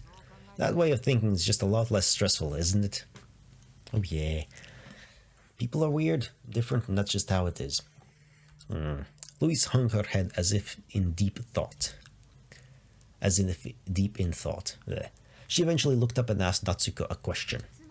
So basically, you're saying that's the reason you can frantically search for Mashiro while simultaneously cursing her name? Yes. Yeah, exactly. Because of the unexpected turn this conversation with Louise had taken, Natsuko had forgotten about Mashiro for a moment. Good job. Good job. I don't understand what she's thinking, But unless I find her and ask her myself, I'll never even get close to understanding her feelings, will I? Is that what it means to worry about someone? Yes. Yeah, probably. Probably. Good job. That's very reassuring. I see, do you? Louise nodded with that and continued. I still don't understand. I don't understand how your feelings are causing your words and actions to contradict, Natsuko. That's fine, they don't, there really is nothing to understand there. Emotions are like that. But it did make me happy to hear that people in general can't understand other people's feelings. It helps a little to know that. Thank you. Well, that's nice. Natsuko was startled by her honest expression of gratitude. It wasn't anything you need to thank me for, really. It's just, hey, it's something. Just what? Nah, it's nothing. Natsuko swallowed his words. The words were, even if people can't come to an understanding, perhaps they can come to a compromise. Compromise, a wicked word. It's apparently not allowed basically anywhere. Even though that's like the only way we've got here. The only way we got to this place in life where we are. It's through compromise, yet people really, really don't like the word compromise at all. Ay. Oh well. He did not say it because he thought it might just confuse Louise again. And then after Louise stared blankly at Natsuko for a while, she suddenly glared at him as if she remembered something. That said, I worry about you too, Natsuko. Well, he is a bit of a dope, so yes. Why? The way Mashiro blindly accepted unclear information and the way you're aimlessly chasing after her seem much the same in my perspective. Yes, that's basically the same thing. Yeah, that's true. It's not like you'll find her by searching blindly. No. So first, let's calm down and think about a way to find her. I'll help. Yeah. Natsuko replied enthusiastically to Louise's proposition. Natsuko and Louise spoke as they looked at the map posted at the bus stop. How do you suppose we search for one girl in a town this big? Have you tried calling her? Yeah, but she wouldn't pick up. Louise pondered for a second before coming up with an answer. If you can't reach her by phone, then how about using telepathy? Yeah, but he's inept. When we first met at the scene of that accident, you used powerful telepathy. Can he use that to contact Mashiro without having to know where she is? Theoretically, yes. Telepathy, eh? And this is a dire situation. It's someone you care deeply about, so... According to Okita, Natsuko's telepathy apparently reached as far as 1 kilometer away, and he knew Mashiro's characteristic brain waveform quite well after all the practice they had done. But Natsuko had never consciously used telepathy on his own. Can I do it? You won't know until you try. Mr. Psychokinetic God-in-waiting. Mashiro said that the trick to using telepathy was to focus on the words you want to convey from the bottom of your heart. It might be an amateurish thinking on my part, but I think you can do it now that you're sincerely worried about Mashiro. Yeah, maybe I can. Okay, got it. I'll give it a try. Natsuko resolved himself and placed a finger to his temple. It was the same basic stance Mashiro had used to facilitate telepathy. Okay, I'll cheer you on. Go for it, Natsuko. Oh, that's adorable. Sorry, please be quiet for a second. I need to concentrate. Okay. A little dejected. She was so enthusiastic there. Ah. Louise fell silent. In the midst of the soft sound of the pouring rain, Natsuko concentrated with all his mind. Yes, not might, mind.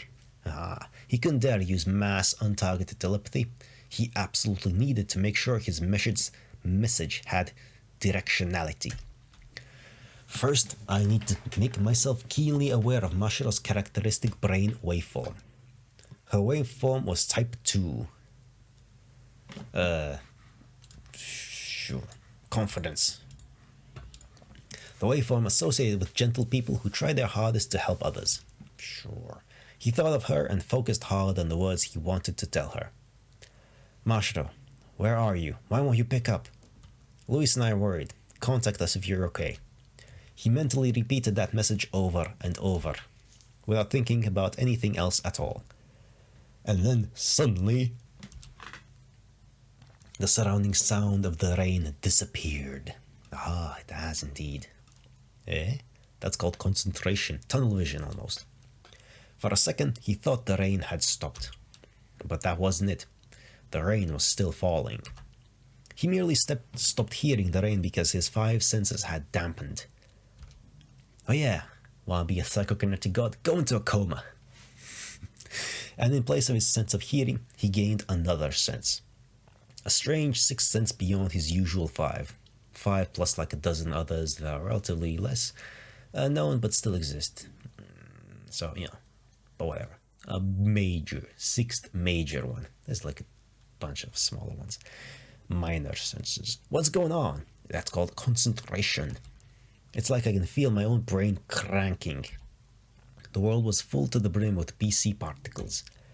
And Natsuko felt as if he could sense their very movement through his brain. Well, he is like a rank S dude. So yeah, you're seeing something that others probably never have. This is BC. Ah, it's special though, because you're a special little boy. Natsuko concentrated even further. He focused on the complex, minute electrical signals that formed his desired message. Mashita, where are you? Contact me. Yeah, this is the same voice that spoke to Tenka, Watase. Confirmed. The message loaded onto the BC particles in his brain and were expelled out into the world. I mean, we knew that earlier, but now it's a 100% guaranteed confirmation. No reply. Natsuko.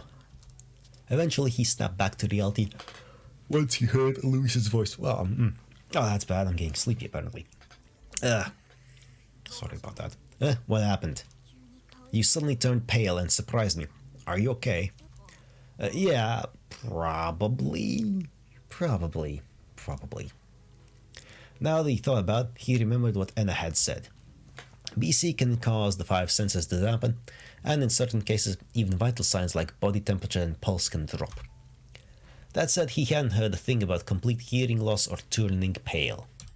Perhaps those were side effects of the extreme concentration. Well, I guess if I was able to concentrate that hard, maybe it actually did reach Mashiro. That would be assuming Mashiro was currently less than a kilometer away from them. Well, you don't know how far your psychokinetic abilities reach. They could have expanded since the last few days. With that thought in mind, they waited for a little while, but still did not receive any contact from her. Maybe it failed. Once that utterance eventually left his lips, an electronic sound chimed from within Natsuko's pocket. What's that? An email! Natsuko took out his PDA and opened his email. The display showed the following response. Subject, holy cow! Sender, Mashiro Tova. Oh, she heard it. Body. Was that your telepathy, Natsuko? So you really can use telepathy now, hey? Congrats. Well, she seems to be fine. But it's a little disappointing that your first use of telepathy was to send such a cut and dry businessy message. Okay, so she seems to be perfectly fine if she's able to be coy about this, you know. Incidentally, I'm at the White Tiger Gate. I'll go to school once I'm done with my business, so no need to worry. You could have contacted somebody beforehand, though. That's suspicious. Don't believe her. I don't believe this. The White Tiger Gate? Why would she be at a place like that? Because she did investigation and found something. Natsuko cocked his head after he finished reading the email. Email. 2013 email. The naivete. It's so adorable, honestly. Email. Email. What's that? It's a city gate on the west side of town. Hirokome City was surrounded by a fence in order to maintain public security and to keep the test subjects in, nice and tight. But obviously, there were entrances in the fence. There were 6 city gates in total, and the White Tiger Gate was one of them. Alright. That is a military border, post. Damn. Your telepathy reached that far? Looks like it. The White Tiger Gate was about 2 kilometers away from where they were. It was targeted, so, yeah. An effective range of 2 kilometers made his latest use of telepathy even more far-reaching than what he did at the scene of the accident. It was hard to believe all of a sudden, but if Mashiro said she heard it, then it was probably true. So what do? Mashiro's saying she'll go to school once she's done with her business. So should we meet her there? No, let's go to her. I want to know what exactly this business of hers is. Indeed. Roger, I'll accompany you. It was now a distance that was impossible to run, so Natsuko and Louise began running towards the city gate. The city gate, alright, let's resolve this. It was something of an inspection booth established on the main road that connected the city to the outside world. A guard was stationed at a box nearby. All people wishing to leave or enter the city were required to go through the proper paperwork beforehand. And once at the gate, passage required proof of citizenship and strict security check. The gates were thus seen as something of a status symbol befitting of a government-designated top-secret city. As they got close, Luis muttered, "Kind of an off-putting place. Yeah, you're in prison. Like, this entire city is giant prison, basically. It's a very comfy prison, and very soft and warm and stuff like that, but it's a prison nonetheless." "Oh, you think so? It's a military guard post." "It almost gives the impression that the whole city is locked down." "Thank you. That's correct." You're just reading too much into it." "No, she's not. The city was obviously not a prison." "Yes, it fucking is. Like, the most effective prisons are the ones you don't, like, the inmates don't consider to be a prison. That's the best kind. Because then they don't even think about leaving. They don't feel oppressed or anything like that. They don't feel like any of their rights have been infringed upon, their freedom has been locked away or anything like that. Those are the most effective prisons. It was a little bit of a hassle, but normal citizens were certainly able to leave and enter the city. The gates and fence were actually dependable blessings, since they served to blockade suspicious characters from entering the city. Sure. Doesn't help against suspicious characters from within the city. Though, well, I guess it's not somewhere you'd like to stay too long. Let's find Mashiro quick and head back. And with that, they looked around and found her soon enough. Oh, she's actually there. I thought this was going to be a trap. She was at a bus stop near the gate, seemingly waiting for a bus. She hadn't noticed them. He rushed up to her and called out, "Hey, what are you doing skipping school, Mashiro?" "Eh? Ah, you two came over here?" "Of course we did. You had us worried." It's not like I asked you to come." She's still being a bit pouty. "What? I told you last night that I can't count on you, didn't I?" "The terrorist investigation case is under my jurisdiction, boys. Hands off." That sort of thing. Okay, well, okay, she's her usual self. I like that. That's fun. She hasn't encountered anything that would actually, reality hasn't crashed down on her parade yet. Mashiro still seemed to be mad about yesterday after all. Natsuko didn't understand what rubbed her the wrong way, but he did know that once she got like this, it was hard to get her to stop. It's fine. It's fun. Damn it, this is such bullshit. Natsuko hid that thought as he piled on the questions. "But why are you searching for them yourself? Didn't I tell you to send a report to the police or the security department?" "And I did, of course, last night. But neither of them would take me seriously at all." "Well, obviously you have zero evidence." Natsuko thought that was the obvious response, but didn't say anything. "But then why are you alone at a place like this?" "Well, since I couldn't count on the police or the security department either, I decided I had no choice but to go around the 6 city gates myself. I've been asking all the guards if they've seen any terroristic kind of people." What do you suppose that's? What's a terroristy like person? What does that even mean? What does that even mean? How is anyone supposed to even answer that? Like, come on now. That's silly. That's kind of a straightforward. So, any results? Of course not. This is the 6th gate I've been to, but they all told me that nobody with a suspicious background has come in or out. Although shit. I'd imagine. It was unthinkable that terrorists could infiltrate the city that easily. But optimism like that is the greatest danger. Mr. Kita also said that there have been more people who had hate communiques in the city lately, remember?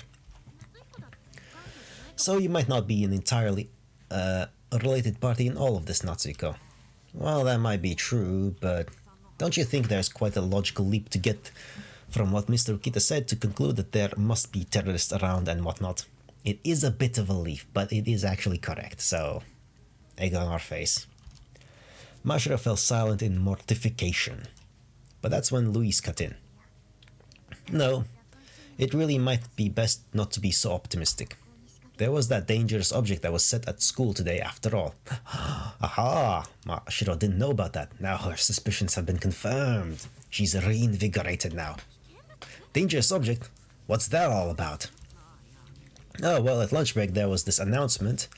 As soon as Natsuko finished explaining what happened, dun dun dun, there was a bomb at school. Well, no, we don't know for sure if it was a bomb. Just making a guess based off of what the announcement said. But very well could be a bomb. Let's go back to school for now, you two. Wait, let's go back to the dangerous object. Yes, logic like that, goddammit.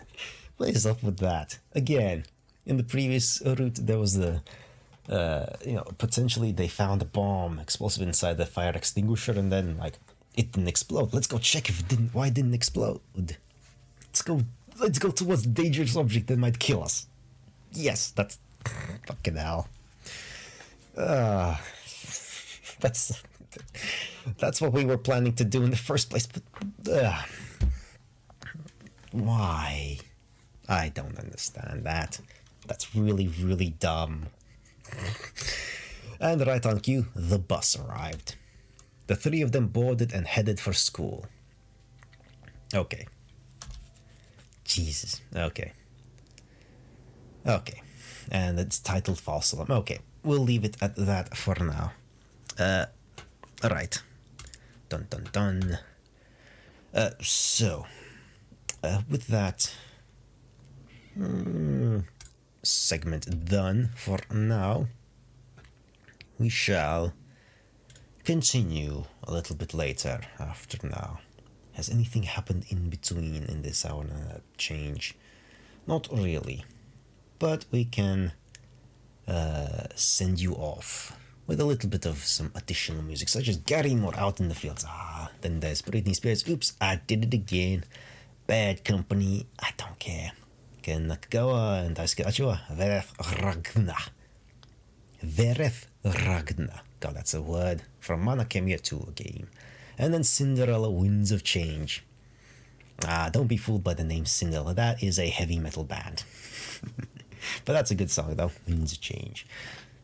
If I remember correctly, God, there's literally thousands of songs swirling inside my brain.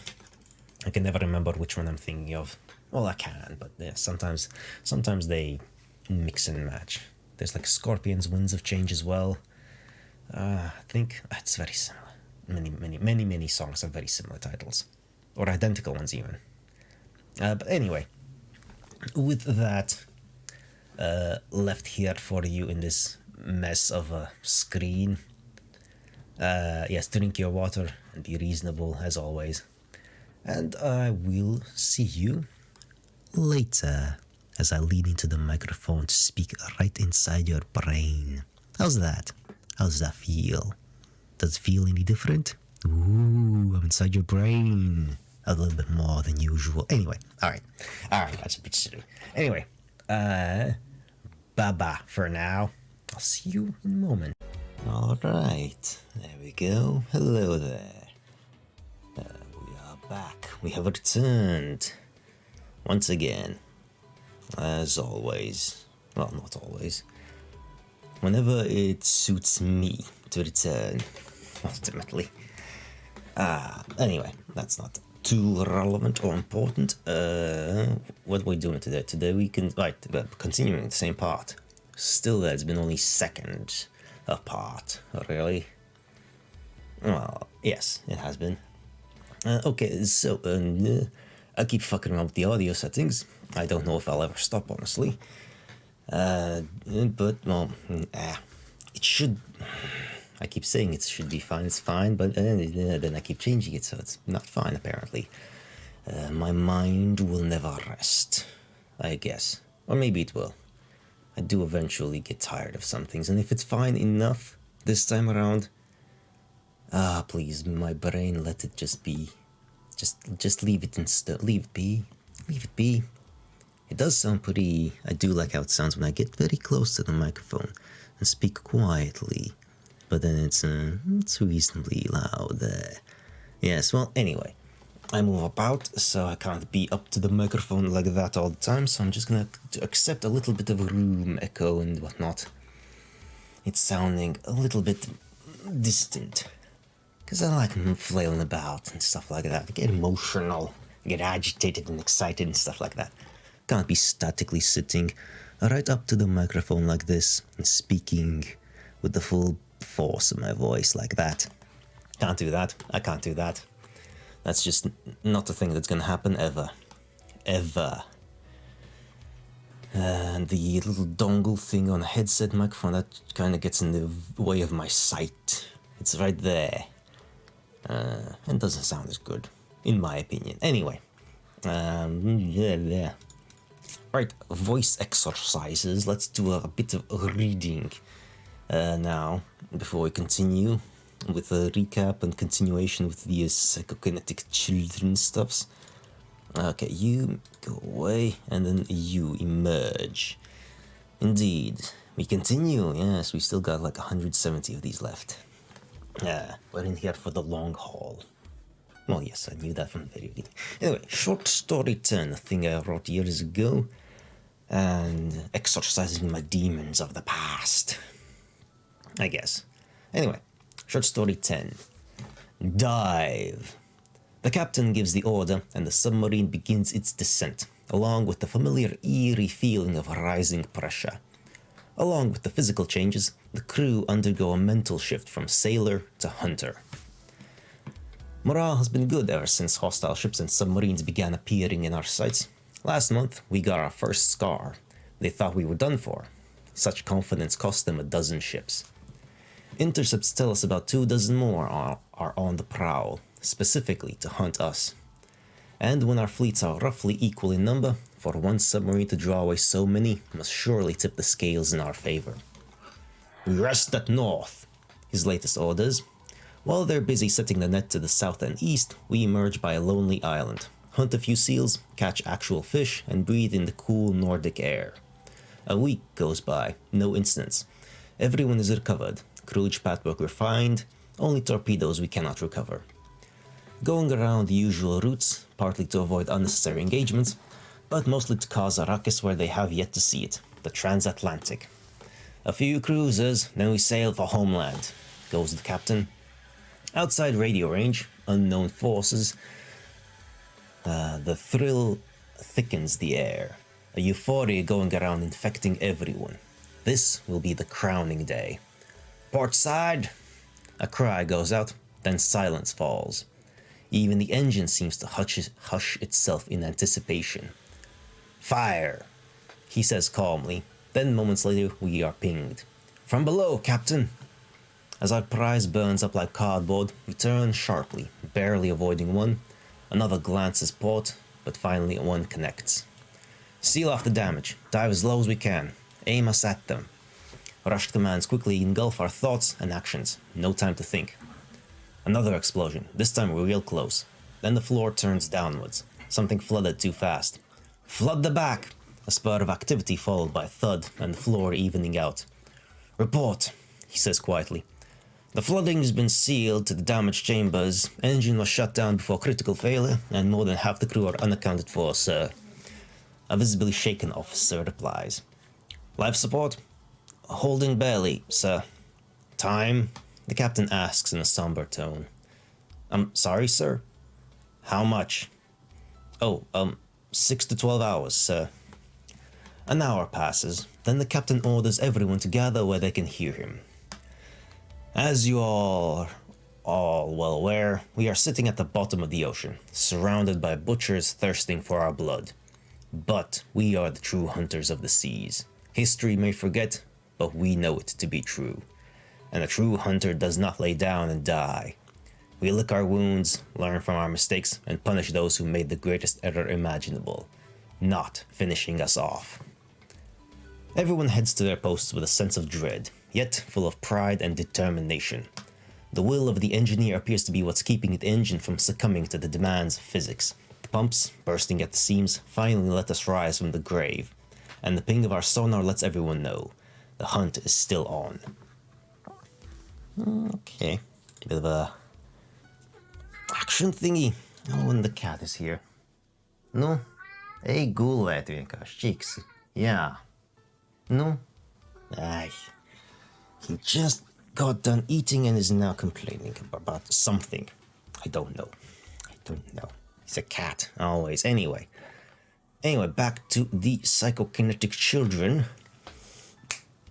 Last time, there was a bomb threat at the school.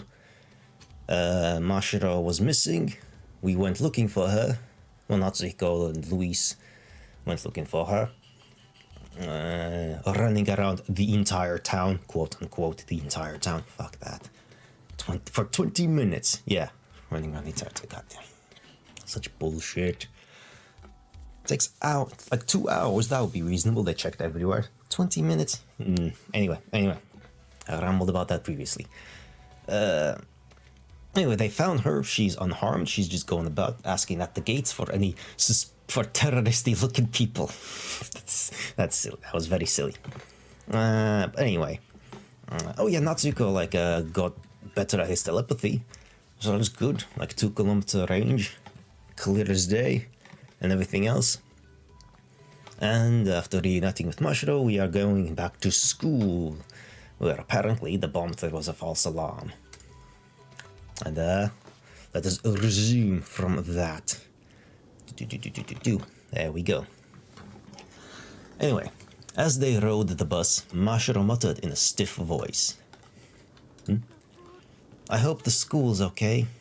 Yeah, it's fine. I'm sure it is. At least I don't think it's been blasted to bits. I sure hope so. She's such a worrywart. And as they had that conversation, the bus dropped them off in front of school.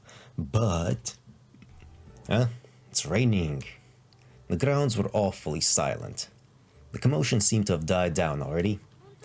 Was there really a dangerous object set here? Apparently not. There was an announcement to that effect at least. We don't know the particulars either. As Louise began to speak, they heard an angry voice coming from somewhere. Hey, you kids. Hello, Anna.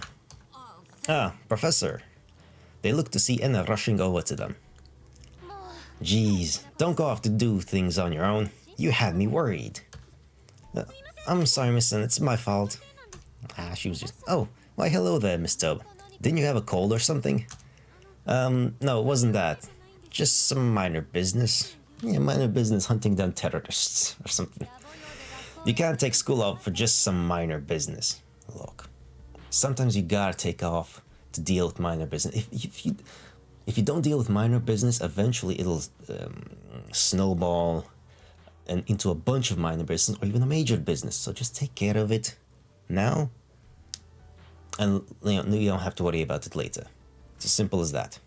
Do the things you don't want to do first, and then you don't have to think about them at all. You have the rest of the day to yourself. Anyway, sorry. Mashiro quietly bowed her head. By the way, Professor, what happened with all the commotion about the dangerous object? Oh, seems like it was just a false alarm. A false alarm? There was something that looked like a time bomb set in one of the bathrooms, but it turned out to be just a toy. A toy? What does that all mean? I don't know. Somebody's bad idea of prank, perhaps. Incidents like this seem to be happening a lot lately, though. It's so troublesome. Indeed, those whippersnappers. And I didn't seem to know the entire truth behind the situation either. I see. Then I guess that means there's no point in us staying here too long then. Let's go, guys. Still playing hero. Obviously. Let's keep up the hunt for the real terrorists. Mashiro pulled Natsuko and Luis by the arm and ran off. Anna shouted in surprise from behind. Hey, where do you think you're going? Classes are starting back up again, so don't just walk away. Sorry, just some minor business. Oh, such bullshit.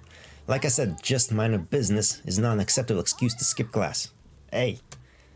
Nah, it's fine. Her voice eventually faded away into the distance. Hey, Mashiro, what do you think you're doing? Mashiro, you're hurting my arm.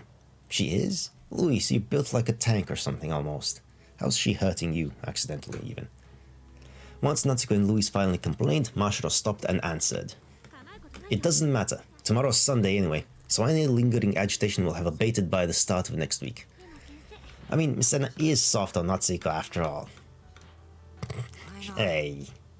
But even if they return to school now, they'd only make it back in time for 6th period at best anyway. Anna's impressions bothered him just a little bit, but Natsuko set that aside and instead turned to Mashiro. Well, fine. So what? What do you want us to do since you dragged us away with you? Well, actually, if it's okay with you, I really want you guys to help me with the search for the terrorists. That's such a ridiculous statement to make, honestly. It's like, okay. Playing cops and robbers, but instead we're school kids and terrorists.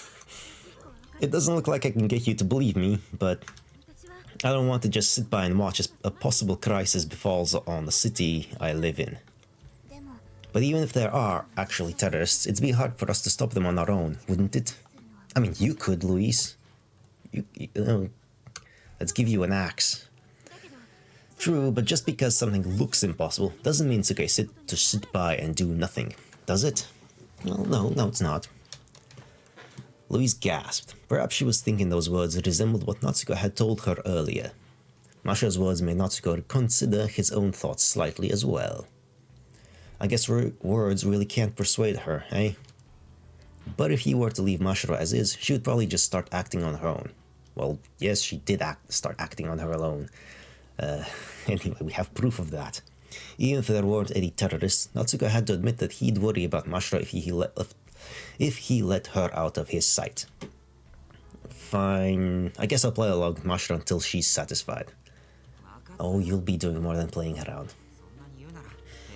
Okay, Mashiro, if you're going to go so far as to say all that, I'll help you out.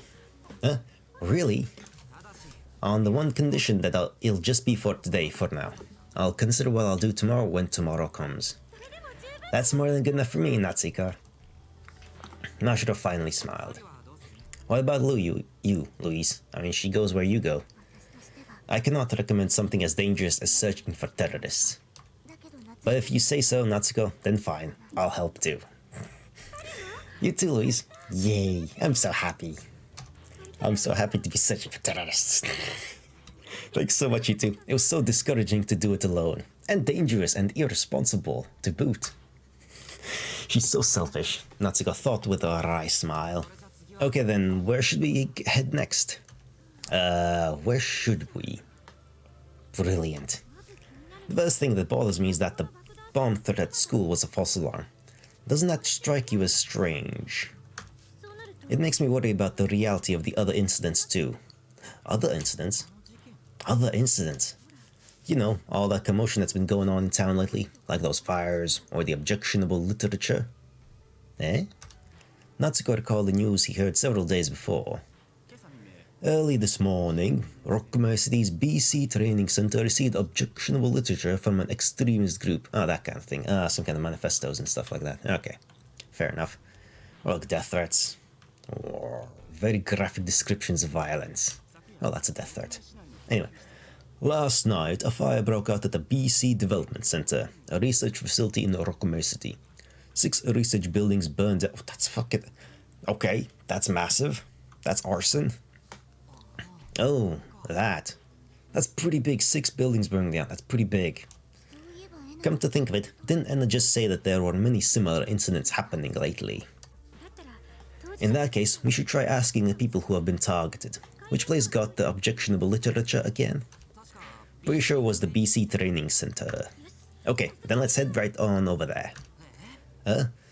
But that's a little far. What? It's not that far distance. Come on, let's go. Actually, we can check how far that is. We have a map. We are at the private academy.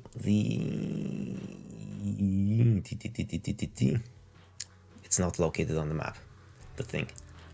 Training center. Could be anywhere. Oh, it could be here. Anyway, whatever. Let's go. Mashiro ran off again, nearly dragging the other two behind her. Towards the BDC training center, situated in the heart of the city. Oh, so that's not that far at all. The BC training center. We're back at the malls. Yay, this street has everything. It was a sort of gym provided for people who wish to hone their BC skills.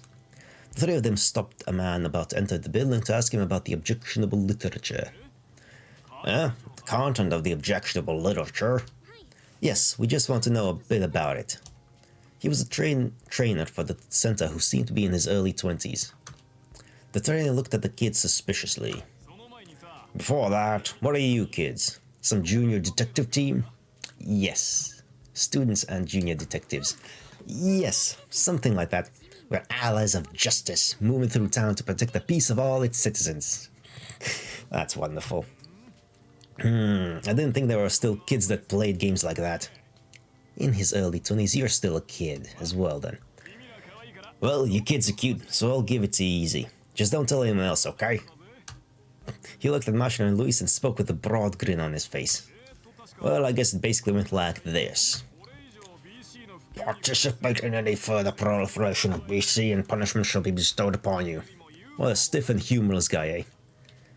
Okay, so it's just okay, yeah. Lame. That's a lame threat. It's not very... Punishment shall be bestowed upon you. Sure. Further proliferation. Someone read the Thesaurus when they wrote that, hey?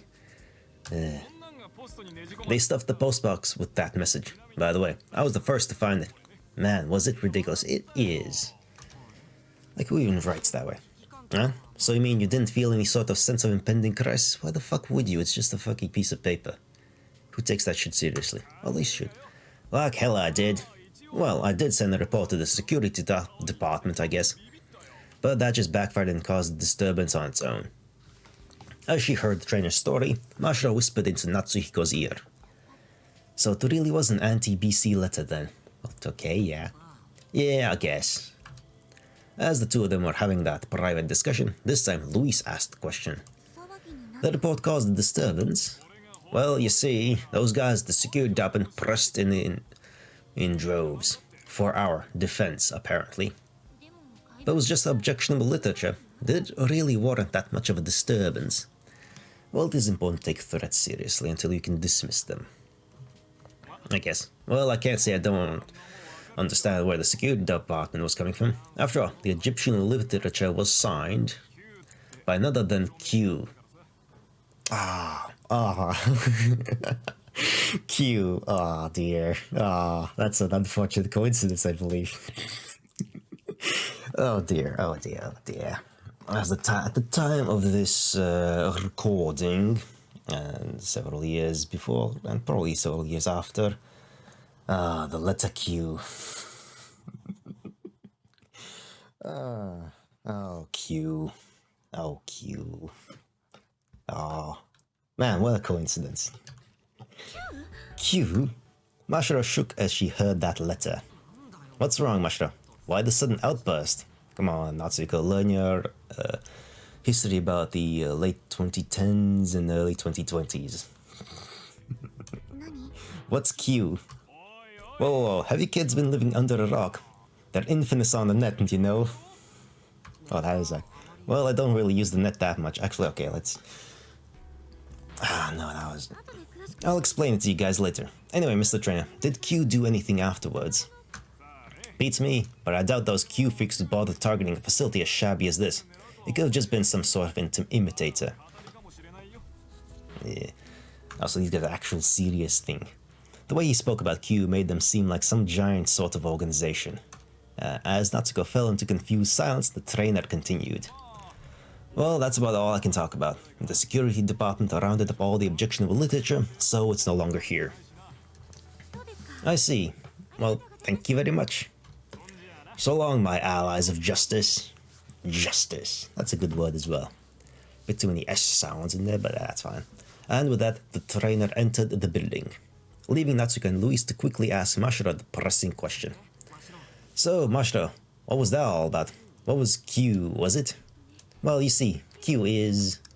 Mashiro made a meek face as she explained the organization to Natsuko and Luis. Q is the largest domestic extremist organization that operates on anti-communicator sentiments.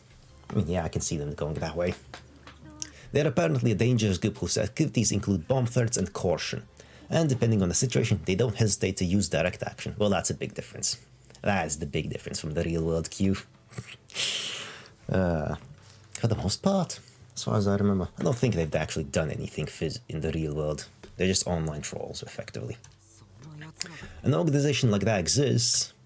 He obviously knew of the existence of anti-BC protest groups and ideology, but he had never heard of an organization that operated at a level dangerous enough to be called extremists and terrorists.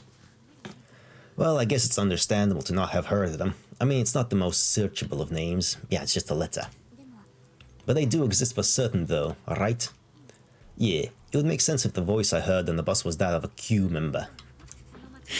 A dangerous thought like ending this town's history. Certainly something that Q would agree with. You say that, but have there been any concrete instances of them performing any destructive acts? There have. I mean, I'm sure you've seen the aftermath of one such incident yourself, Natsuko. Eh? It's a little far, but why don't we head out over there? Oh? Natsuko pondered that question for a second before nodding. Chills running down his spine the whole time. Mashiro guided Natsuko and Luis to a certain place on the outskirts of town. There lay the ruins of a burned-down hospital. Targeting hospitals? That's such a shit move. Suits still clung to the site in places, and shards of glass were scattered about everywhere. This is the old Rokume City Hospital ruins. As I said before, it's the remains of Q's destructive activity. Okay. This was a place that Natsuko certainly did remember. When he was young, he had come here with Yuri and Mashiro on a dare. Remember now, Natsuko? Yeah, though at the time I didn't realize this place had that kind of story behind it. Why was it burnt down this badly? Why was it burned this bad? Sometimes I pay attention to the order and sometimes I don't, apparently. Oh. Mashiro took one look around the burnt vestiges before answering. Long ago, this was the biggest hospital in the city. All the citizens were familiar with it. But one night, 16 years ago, it was set on fire, 2014. And the ones who set the fire were said to be Q members. It was the first incident they had caused. Okay, so this predates the other Q. Fair enough. Okay, fine. I'll stop referring to real-world things. Well, sometime. Probably not. Did they catch the criminal? It's an online organization that anonymously they might have caught a member, but it's decentralized. At least it should be if it's a good organization. It's decentralized and there's no way to actually stop it. You have to stop the ideology, because you can't stop the people. Yeah, at least the one that set fire to this place. What do you mean, at least? Come on now. There wasn't just one criminal, it's an organization, it's an online ideology. They can brainwash anyone, really. Dozens of fires went off in the city at the same time that night. They're still not sure if they caught all of the criminals. No, they didn't. A bunch of them are still online. That incident has come to be called the Great Rokume City Arson. The Great Rokume City Arson. Arson. Natsuko faintly remembered hearing about that incident before. Unfortunately, all he remembered was that such a thing had happened. Since there were so many victims in that incident, it was not an easy subject to broach. Furthermore, Natsuko never considered actively attempting to research it. Well, it happened before it. Well, you were like 2 years old at the time. Things just like, look, it's important to know about these things, but it's like, you know, you've got other incidents happening during your lifetime when you are more aware and it's more relevant to you. But Mashiro, how do you know this was the work of Q? Because they took credit? It was simple enough to find out with a short net search last night. So what I'm about to say might just be second-hand information from the net, but Q apparently formed around that time. Since there were many communicators in the city at the time, it was an obvious target for them. Many? Okay, fine. things seem to be a bit of a discrepancy. The city was open, like, it was too... It's too... Fine, whatever. Did they already call themselves such a weird name back then? No, the first name Q took was the Anti-BC League. Yeah, that's a bit of a mouthful. Anti-BC League members were arrested for the Great Rokome City arson, but apparently it wasn't until after those members were discharged from prison that they began to call themselves Q. And they got discharged. There is, like, massive arson and casualties. That's, I think most of them would still be in prison. The reason and origin behind the name are still unknown, though. It's just a name. It's just mysterious and very easy to catch on. Like, there doesn't need to be a reason. I see. But the old name sounds more terrorist-like to me, though. Yeah, but it's... Exactly. That's actually the point. That's why they changed it. At least I would assume so, because that makes more sense. It changes something to as innocuous and ominous and vague as Q, and then bam. So easy to rope other people in. Because you're less suspicious. You're more ominous. It's like the Illuminati, but modern. In any case, Mashiro, if the fires happened over 16 years ago, it was 14 years ago. Happened over 16 years ago, why hasn't this building been demolished yet? But yeah, anyway. Why is it still up? Especially in a city as tightly packed, well, not really tightly packed, but, you know, deliberately built and maintained as this. Someone probably didn't want it to be demolished. Someone who didn't want the effects of the incident to fade away. But you can build monuments, you can, you know, remember it in history, and it's like, it's a waste of, you know, like, it's a hospital, it's probably in a pretty decent spot. Like, that's a waste of real estate, honestly. Ay. They looked around. Sure enough, the place looked like a scene frozen in time. It had probably been left alone for, as is, for 16 years. But they said 14, fine, whatever. And yet the incident gradually faded away from the public's mind, and likely nobody ever visited anymore. What happened with Q afterwards? There are rumors that they target areas with high communicative populations and have conducted several destructive activities. There was the Sarubetsu City BC Laboratory explosion 12 years ago, the Shichi Seidai Parapsychology Department arson 11 years ago, the Ushioi City Hall siege 9 years ago, the Enku City Anthrax incident 7 years ago, the Koganehama arsenic water purification plant poisoning 6 years ago. Q's behind all of those? It's a big list. It's a pretty impressive list, honestly. Fucking hell. Natsuko was surprised. How the fuck have they not been caught yet? That's a string. That's a string of activity. It's ridiculous. Yeah. He had heard about all of those incidents on the morning news. However, none of those incidents were reported as terrorism. The information on the net had a bunch of ambiguous spots, but that's what they all pointed to, at least. I mean, fine, if the public doesn't know, that's fine, but, like, come on, the police, the detectives, the federal agents, stuff like, they should be able to track down and connect the dots, right? Like, it's ridiculous that they wouldn't. It's quite ridiculous that they couldn't. Like, those are big-sounding incidents with lots of damage and probably even casualties. Anthrax. Fucking anthrax. That's like, you don't fuck around with anthrax. That's like one of those things that... Wait, I'm pretty certain... Like, okay, I need to look it up quickly. Anthrax. That's like a super dangerous one. Like... Yeah, serious infectious disease by gram-positive rod-shaped bacteria. Okay, yeah, no, that's... You don't fuck... Yeah. No. If anthrax is involved in fucking federal government's fucking gonna investigate that with just maximum thoroughness. Like, that's just like, Nuh-uh. They're not gonna stop until they actually find the culprit for that kind of incident. No way. No fucking way. Anthrax. That's, fucking hell. On the net, Natsuko never really liked the internet. How? By the time you were born, it's been around for twice your lifetime. Current lifetime. Never really liked the internet. That's not a statement you can make. It's not, like, the internet isn't, like, a small thing. That doesn't make any sense. It's a tool. A very useful tool. He didn't quite understand why himself, but if he had to describe it, it would probably be because of the apparent abundance of dubious information like what Mashiro was talking about. Well, learn to filter it. Learn to distinguish, learn to do a bit of research, cross-reference. If one site is talking about something super, like, big and major, but it's the only site talking about it, and then it's kind of bullshit.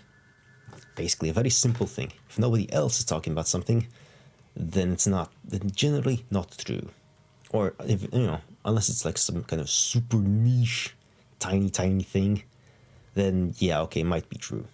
Because there might be literally only one person in the world who cares about whatever that niche topic is. Anyway, at any rate, if such a nasty organization actually existed, you'd think you'd at least hear about them once. It's only normal that you wouldn't know the name of an extremist organization. Not sure if that's true. Although my consumption of media is very, very weird. I've heard. Okay.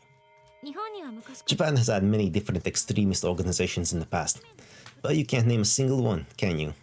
Well, that's true. No, but Q's different, right? Not really. Not really. You can't say their actions would be totally unrelated to us, can you? Their existence would be important for people of this town especially to know about. Mashiro made a complicated expression as Natsuko said this.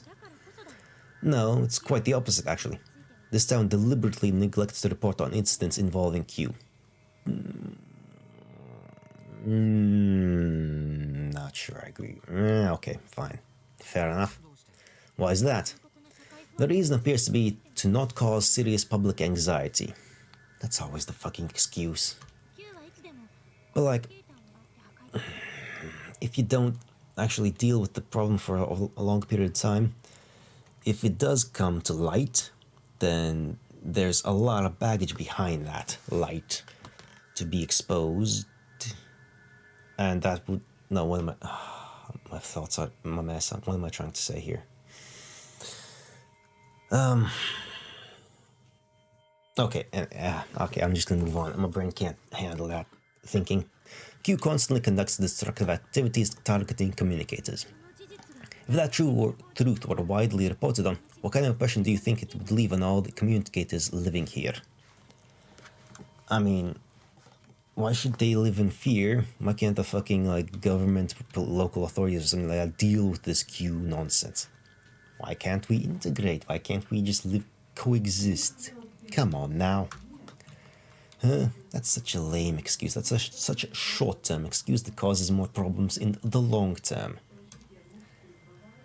Because if it comes to light, that's what my thought is, that you've been hiding information about these extremists, and then it comes to light that they're the ones responsible for all these different seemingly unrelated incidents, then it's like, that's a much bigger shock and a bigger panic than if, although on the other hand, I get it. If you do report that it's the same organization year after year after year with these incidents, then it's like, well, public trust goes way down the drain. Like, it's been years, how can you not have caught them already and stuff like that? And causes different sort of problems and panic and whatnot. Yeah, okay, fine, fair enough. Fair enough, I've given it some quick thoughts here, it makes sense. It's a very complicated issue. There's merit to both arguments, I think. Anyway. It could very well strain tensions between communicators and ordinary people. Ugh. Ever since we were born, we've been living in the protective communicator shelter that is this city, so we've never had to keep it in mind. But areas outside the city apparently report Q's wrongdoings as is. Strife between communicators and ordinary people still seems to be deep-rooted. Why? Fuck's sake, come on, work on that instead. Somehow. And I think that's why Rokume City's population has grown recently. Perhaps communicators are moving in to avoid persecution and terrorism. That's so stupid though, come on. Fuck's sake. People never change, apparently. There always has to be us versus them or something. That last statement jogged Natsuko's memory. 10 years ago, when Yuri moved into Rokume City. When he had asked her why she moved at the time, she said it was because they measured my BC aptitude and found out it was rank C. Natsuko thought that she simply meant that they had moved to Rokume City because of its tax and education benefits for communicators. But, I mean, that too. That wasn't it. I mean, that too. You can have both. You can have, like, run away from persecution and also benefit from taxes and shit like that. Was she persecuted in another town or felt threatened by acts of terrorism, and that's why they escaped to Rokume City? I mean, that would explain why she's so timid. Wait, was she timid as a child? She became timid after the accident, which we still don't know what it was, but we'll find out soon. Even as recently as 10 years ago, understanding of communicators was still insufficient. Yeah, I mean, yeah. Actually, yeah, that makes perfect sense. I mean, the fucking, the satanic panic back in the USA in like the 90s, there's literally nothing behind it, and people fucking got other people thrown in prison basically and ruined their lives for decades over literally nothing. And here we have actual like psychic powers, so I'm like, yeah, I guess that makes sense actually. Damn, people suck. We're terrible. So it wasn't any stretch of the imagination to believe that Yuri's family did indeed seek refuge in Rokume.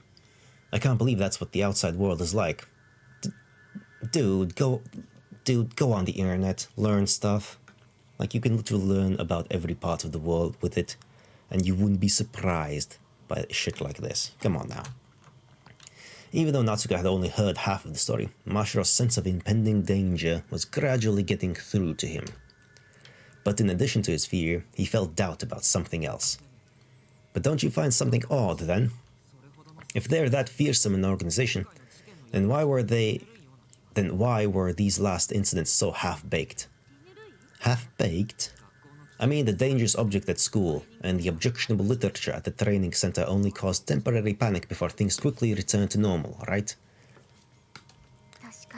True, it did seem like they were merely trying to get a rise out of the people. Did they just cause meaningless panic so they could watch and laugh somewhere? For what purpose? Alright, well, they're building up. Right, obvious, yeah, distractions. It's a distraction effort. Cause something that's half-baked so that your real plan and the actions go unnoticed. People will look over these minor things when they see that, it's nothing. Objectionable literature, a false alarm threat. And when, some similar and less, more innocuous, less noticeable, happens at the labo facility. Like, someone, replacing the fire extinguishers all over the facility. Or, the security, the rescue squadron gaining, stockpiling weapons and stuff like that. Yeah, quietly, discreetly. Yes, it's actually not a bad plan. We know it works out quite well. Mashiro had no answer. Yeah, she hasn't read the script that far yet. Natsuko looked around the burned ruins and spoke. Say, Mashiro, maybe you really are just overthinking things. Overthinking? I get the feeling that the trainer guy was right, that the last few cases were just the work of people pretending to be Q. Natsuko, don't tell me. You really don't believe me. I mean, you don't have any evidence backing you up, so it's kind of hard to believe you, I'll be honest. No, I do believe you, it's just what, Natsuko? Natsuko hesitated for a second. Would the terrorists really talk about ending the town's history loud enough for someone else to hear on a bus? Also a good point, that's just a crazy person. You just took it to heart. I mean, she's right, but still. It seems way too over the top. If you were seriously going to attempt terrorism, you wouldn't want to let your plan out of the bag, would you? Not before you enact it, no. True, I agree. I was sitting next to you, and yet I didn't hear anything. That's because that was Mashiro's empathy activating. That's... Reality sucks, though. I mean, reality as we know it is to this point. But I did hear it, I swear. I do believe that you heard it, yes. I mean, her reaction there, that she just went eyes just glazed over, and just absolute abject existential dread. Like, you can't really just fake that. Mashiro spoke in a strong tone of voice.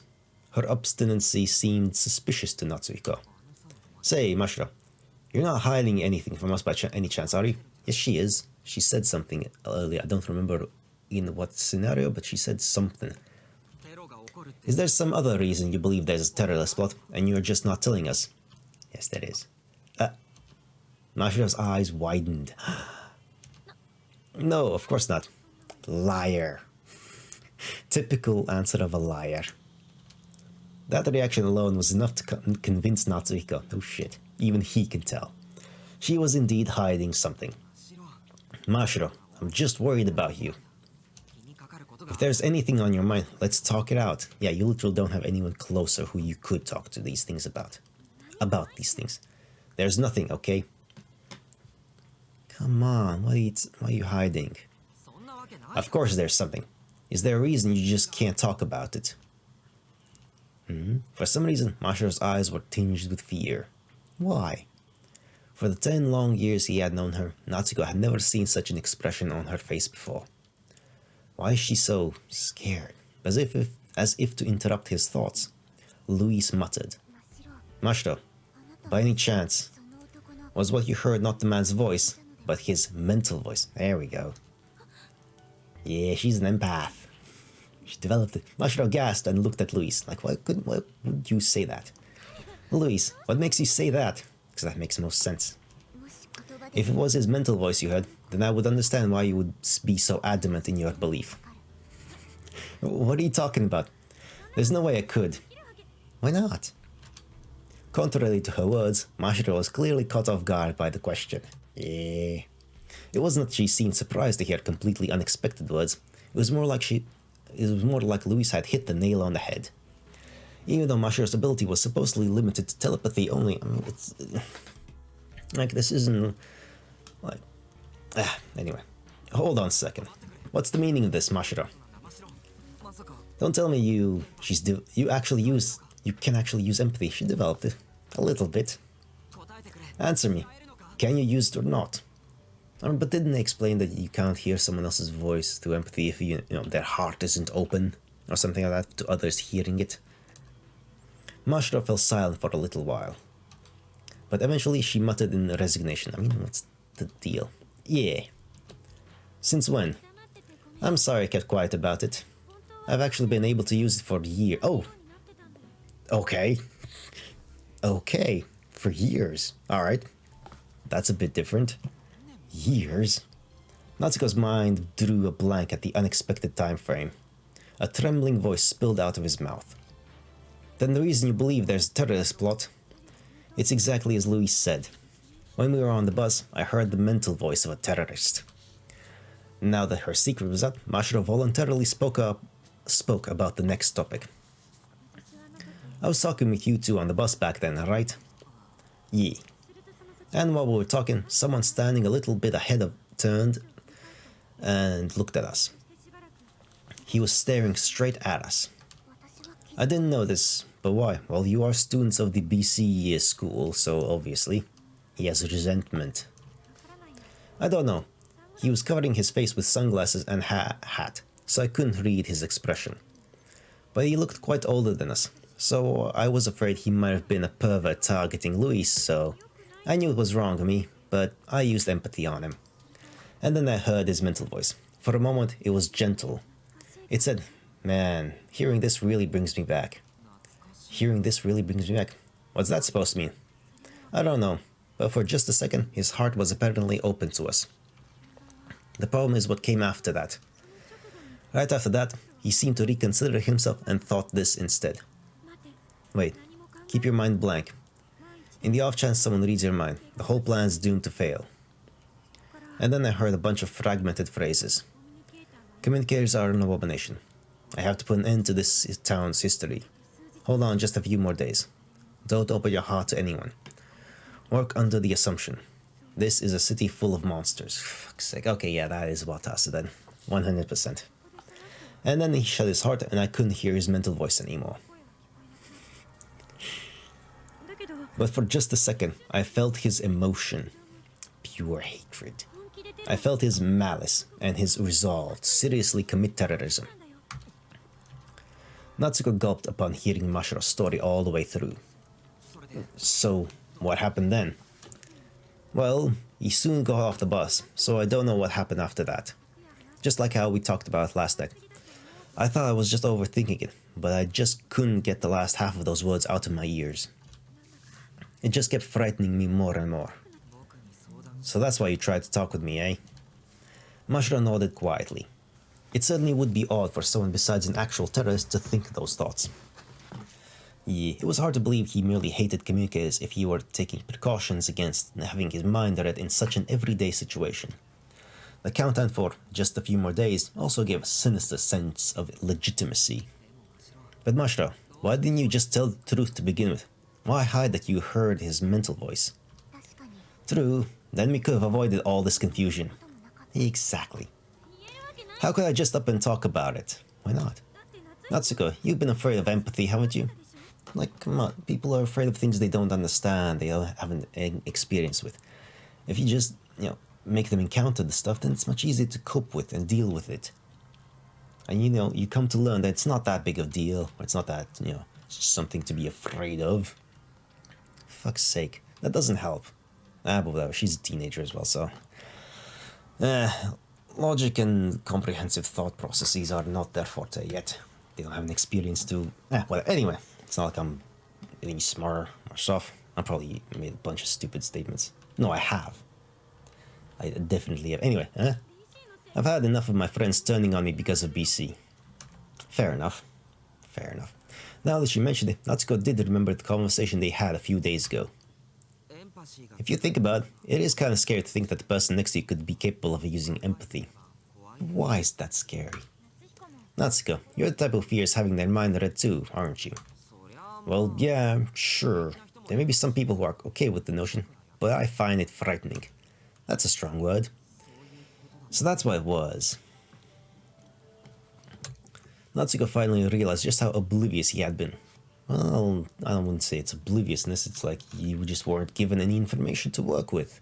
So, Mashiro was probably trying all this time just to tell Natsuko she could use empathy. If you have something to say to someone, then just say it. Just say it. Don't fuck around with this ambiguity or hinting at stuff. Be blunt, be straightforward. Like, not everyone is capable of understanding hints and shit like that. Like, I don't get hints. I need to be blunt. People need to be blunt with me in order for me to understand stuff. Like, be straightforward. What's so complicated about that? It makes things so easy, much simpler. Without this double talk or like, vagueness or, just say it. God. But she was afraid of how he would react, so she had kept it a secret locked up in her heart. I'm sorry, Mashiro. I never even imagined. Even though both of us have already lost friends because of BC. No, it's okay. I'm sorry I've been deceiving you all this time. Yeah. Natsuko and Mashiro apologized to each other, and Luis's little Alice thing just cued as well. It was quite a surprising development, but Natsuko somehow managed to come to terms with the truth. After all, since they both had similar experiences, he understood Mashiro's feelings painfully well. But Luis, on the other hand, calmly piled more questions onto Mashiro. Mashiro, when you sent in a report to the police, what did you tell them? I thought hard about how I should do it, but I told them the truth, that I heard his mental voice through empathy. But they wouldn't believe me. They said that terrorists wouldn't open their hearts to other people. Look, people can slip up. Alright, he was feeling nostalgic. That's what the first sentence was. Same thing that I reported to the security department. I mean, they do have a point, but... You guys believe me, right? Yeah, I mean... Her eyes were tinged with anxiety, and Alice is queuing a lot as well. It broke Natsuko's heart to see her like that. I bet Mashiro's been feeling so desolate ever since yesterday. He finally understood why she was so indignant last night, and why she took such baffling actions today. It was because she alone knew about the existence of terrorists in the city. Because even though she knew they had to be stopped, nobody would believe her. Not the police, nor the security department, nor even her friends of 10 years, her friend of 10 years. What the hell am I doing? You're being irrational. I was supposed to believe in her if nobody else would, wasn't I? Nah. Natsuko grounded his teeth and then looked at Mashiro. Of course I believe you. Eh? I'm sorry it took me so long to believe you. Is it too late to join you in your search for the terrorists? What a statement, though. Of course not. The situation is so fucking ridiculous, though. I love it. As Mashra smiled in relief, Louise spoke up. I believe you too, because you aren't lying. You can tell. No, she can't. Alice can tell, though. Louise held up Alice and replied. Actually, I've had Alice focus on your face for a while. She reacted to your anxiety and supplication, but she made no other reactions, so that's enough for me to believe you. You know, that's fair enough. I see. So that thing's sort of like your own version of empathy, isn't it? Alice isn't that advanced, but I have no choice but to believe in her. And I want to believe in you too, Mashro. That's all. Honestly, I'm not that eager to get on board, but I believe it is my duty to protect you two. Yeah. That's fine. That's more than enough. Thank you, Louise. Aw, hugs. Mashra hugged Louise tight. Hugs are nice. Hugs are always nice. A charming gesture in Natsuhiko's eyes. Looks like she's finally back to the usual Mashro, eh? As Natsuko breathed a sigh of relief, Mashro grinned at him and spoke. Okay, then let's get on with the search. Roger, where are we going then? Yeah, I'll give it my best too. Yes. Natsuko and Louise nodded and the three of them left the hospital ruins. The three of them talked as they walked outside. Okay, then how should we conduct the search? Hold up, Mashro. First, we should get a feel for each other's abilities. What's the real extent of your ability? Me? In my case, I would say telepathy with an effective range of approximately 500 meters, and empathy with an effective range of approximately 10 meters. I haven't been certified, but I'd say I'm around ability level 5, probably. Eh? Natsuko was surprised by that answer. Ability level 5 meant you are among the highest of the elites among all currently recognized communicators. Well, look, she's an anime protagonist, like 68 years old. Of course she's among the top ranking in the world in something specific. That's just logical. That's just how this works. If you could freely use empathy on a target at a distance, you were classified as ability level 5. There were said to be no more than 50 communicators of that level in all of Japan. Hold on, that's seriously amazing, isn't it? I'm surprised too. You must be a genius, Masha. Now she's just done a lot of practice. No, I wouldn't go that far. Mashra had mixed feelings, but she was mostly embarrassed. Finally embarrassed, that's rare for her. Say, guys, I certainly can use empathy, but don't be afraid of me, okay? I mean, you're Mashra, why would anyone be afraid of you? You're silly. I know it might be hard to believe, but I absolutely do not peek into other people's hearts without good reason. And besides, people's hearts need to be open for that to work anyway, so... When I read the terrorist's mind, I just made an exception because I was worried about Louise. So obviously, it's not like I read your minds or anything. Yeah, I understand. I don't have a mind with anything worth hiding in the first place. I mean, my brain works basically kind of similar to Louise. I don't give a shit. It's like, peer into my mind at your own peril, basically. You're not gonna find a lot of useful stuff in there. It's chaos. It's pure fucking chaos. I mean, as you hear all the time here on these recordings and streams and everything else, it's just fucking chaos. When I go off on a tangent about whatever else. And of course, we won't tell anyone else about it. We'll keep this our little secret. I see. Thank goodness. Mashra was relieved to hear their answers. Okay then, how's your ability, Natsuko? I'm not quite so sure myself yet. He's only used it twice. But telepathy with an effective range of approximately 2 kilometers, I guess. Concentrated effort. 2 kilometers? Seriously? Yeah, apparently. Around what ability level does that correspond to? 3. I've never heard of an effective range of 2 km before. That far surpasses my ability at level 5. Look, it's different talents. You can be super high-spec in one area and be complete garbage in all the others. Doesn't really matter. Like, Natsuko is specialized. For now. So just maybe, could it be level 6? I mean, he's gonna be level god, so it doesn't matter. Mashiro looked at Natsuko with admiration. Why though? Now that he thought about it, Enna had mentioned that there could still be many unknown areas in the field of BC. Well, yeah, it's recent development, stuff like that. Which meant that there were very well could be ability level 6 communicators and beyond. Yeah. Hold on a sec, Natsuko.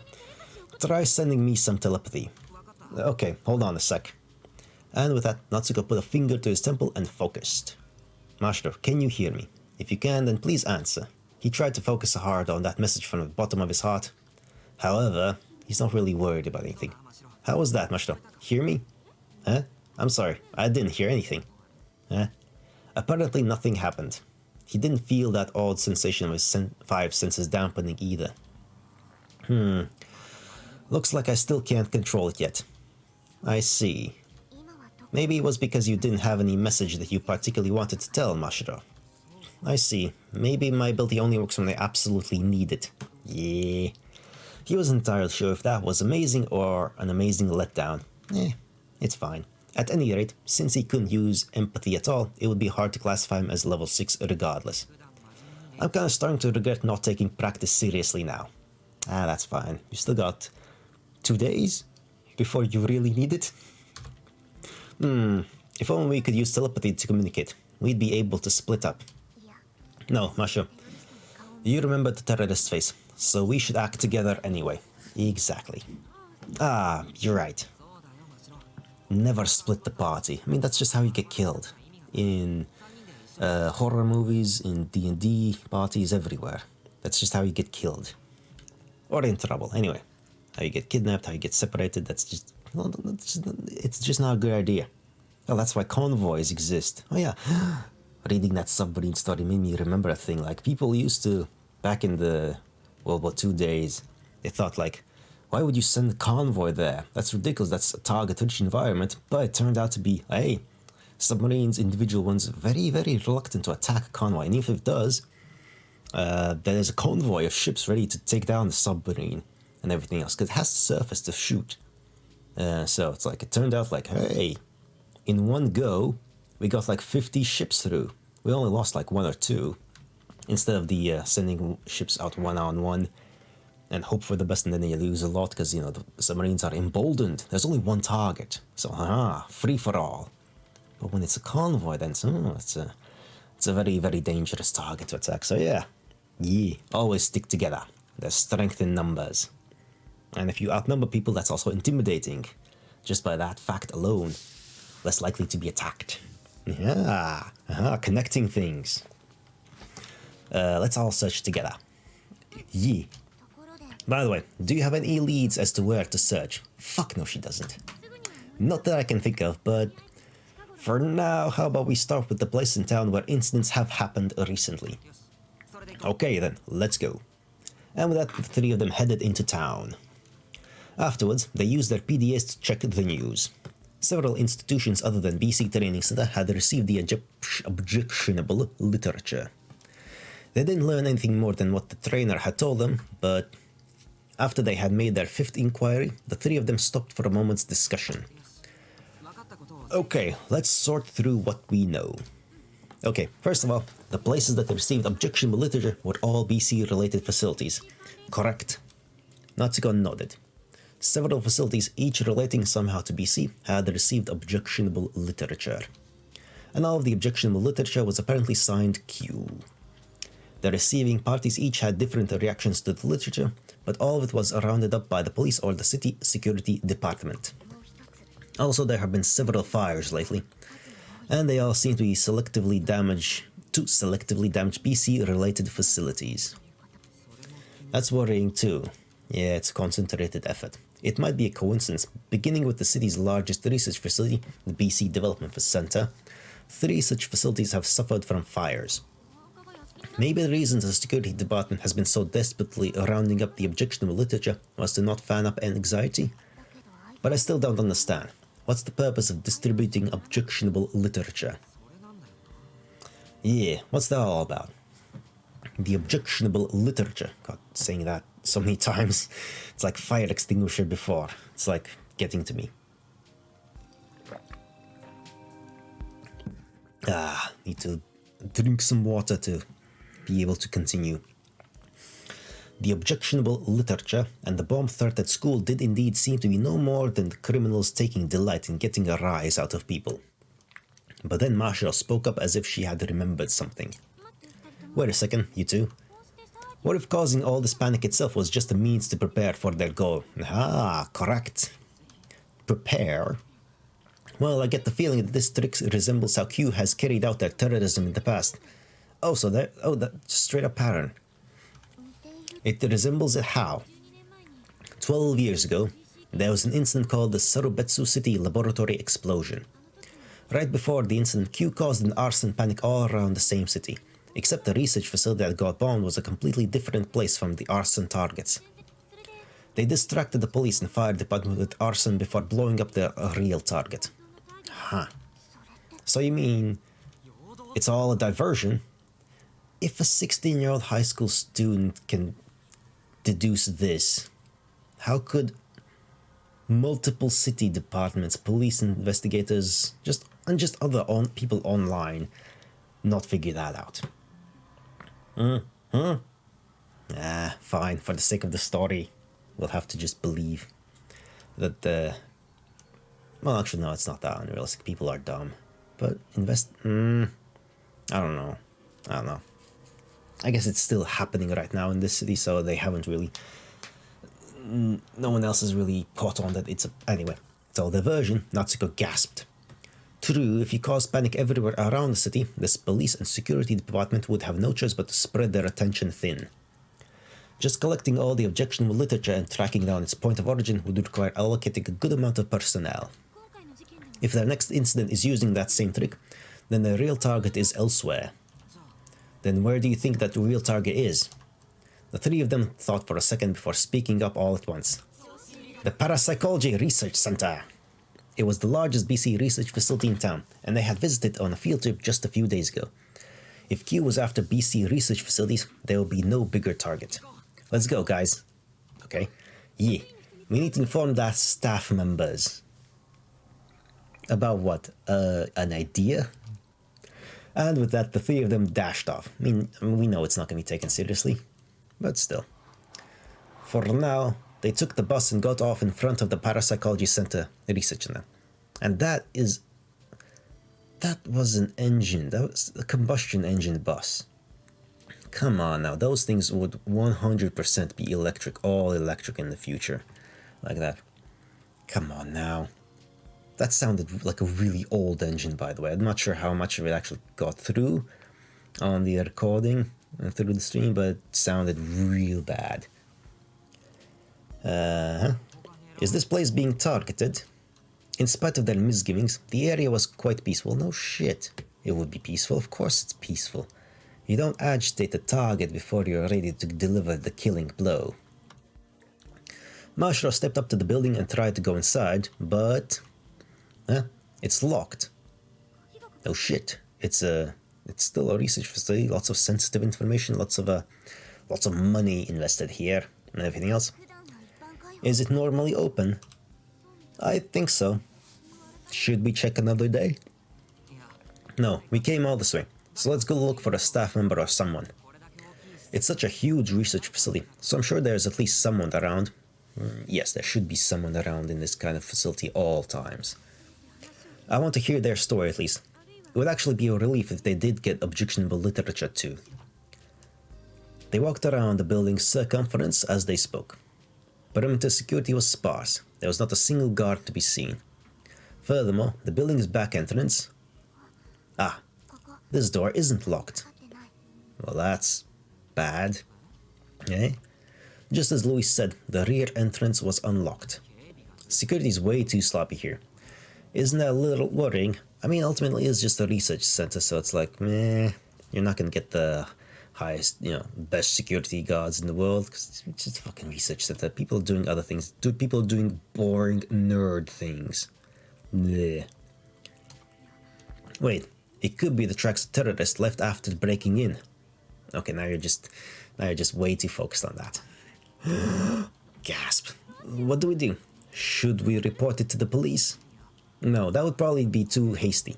They would probably just laugh it off anyway. Mashiro considered Natsuko's statement for a second before continuing. Then, how about we go inside for a bit and check? Would that be okay? Not really, but we're gonna do it anyway.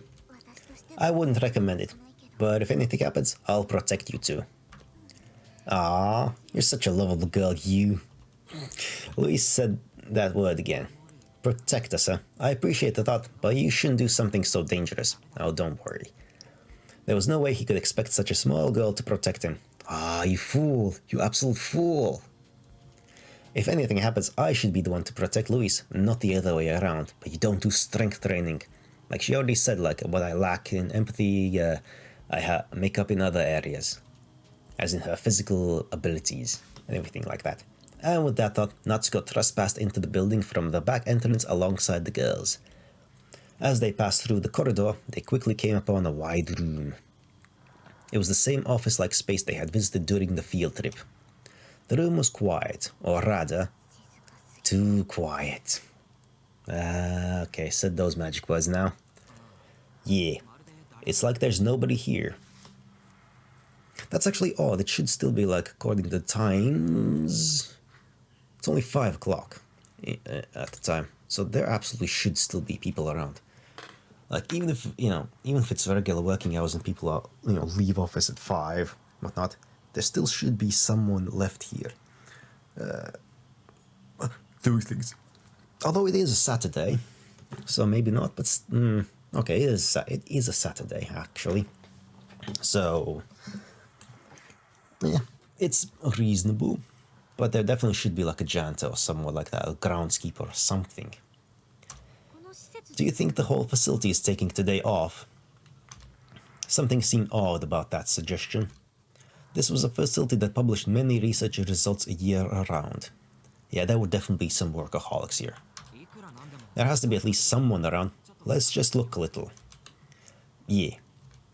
The three of them nervously walked around the facility. However, no matter how much they searched, they found neither hide nor hair of a single person. Okay, that is very suspicious and worrisome. For the time being, they returned to the first room and spoke amongst themselves. What? Seriously? Nobody came at all? Yeah. Kinda strange, isn't it? Louise nodded and muttered softly. That's not all that is strange. This facility supposedly conducts various sorts of research, but there's a striking lack of research equipment. I mean, it's psychology. How much equipment do you need for that? Ah, you're right. She did make a good point, but how would you know what kind of equipment they need? There were several office-like rooms, but there were next to no actual experimental devices to be seen. Now that you mention it, I got the impression that a lot of the rooms were empty or for storage. I mean, all the experimental shit is in the labo facility. Several rooms were locked, so maybe those were the experimental rooms? No. Judging by the circumstances, just as Louise said that, they suddenly heard a noise from outside the room. Every hair on Natsuko's body stood on end. I mean, the person absolutely heard your voices. And he's here. He looked to see a brawny man entering the room from the window. Okay. Hey, what do you kids think you're doing? They could explain. His outfit suggested he was a security guard for the facility.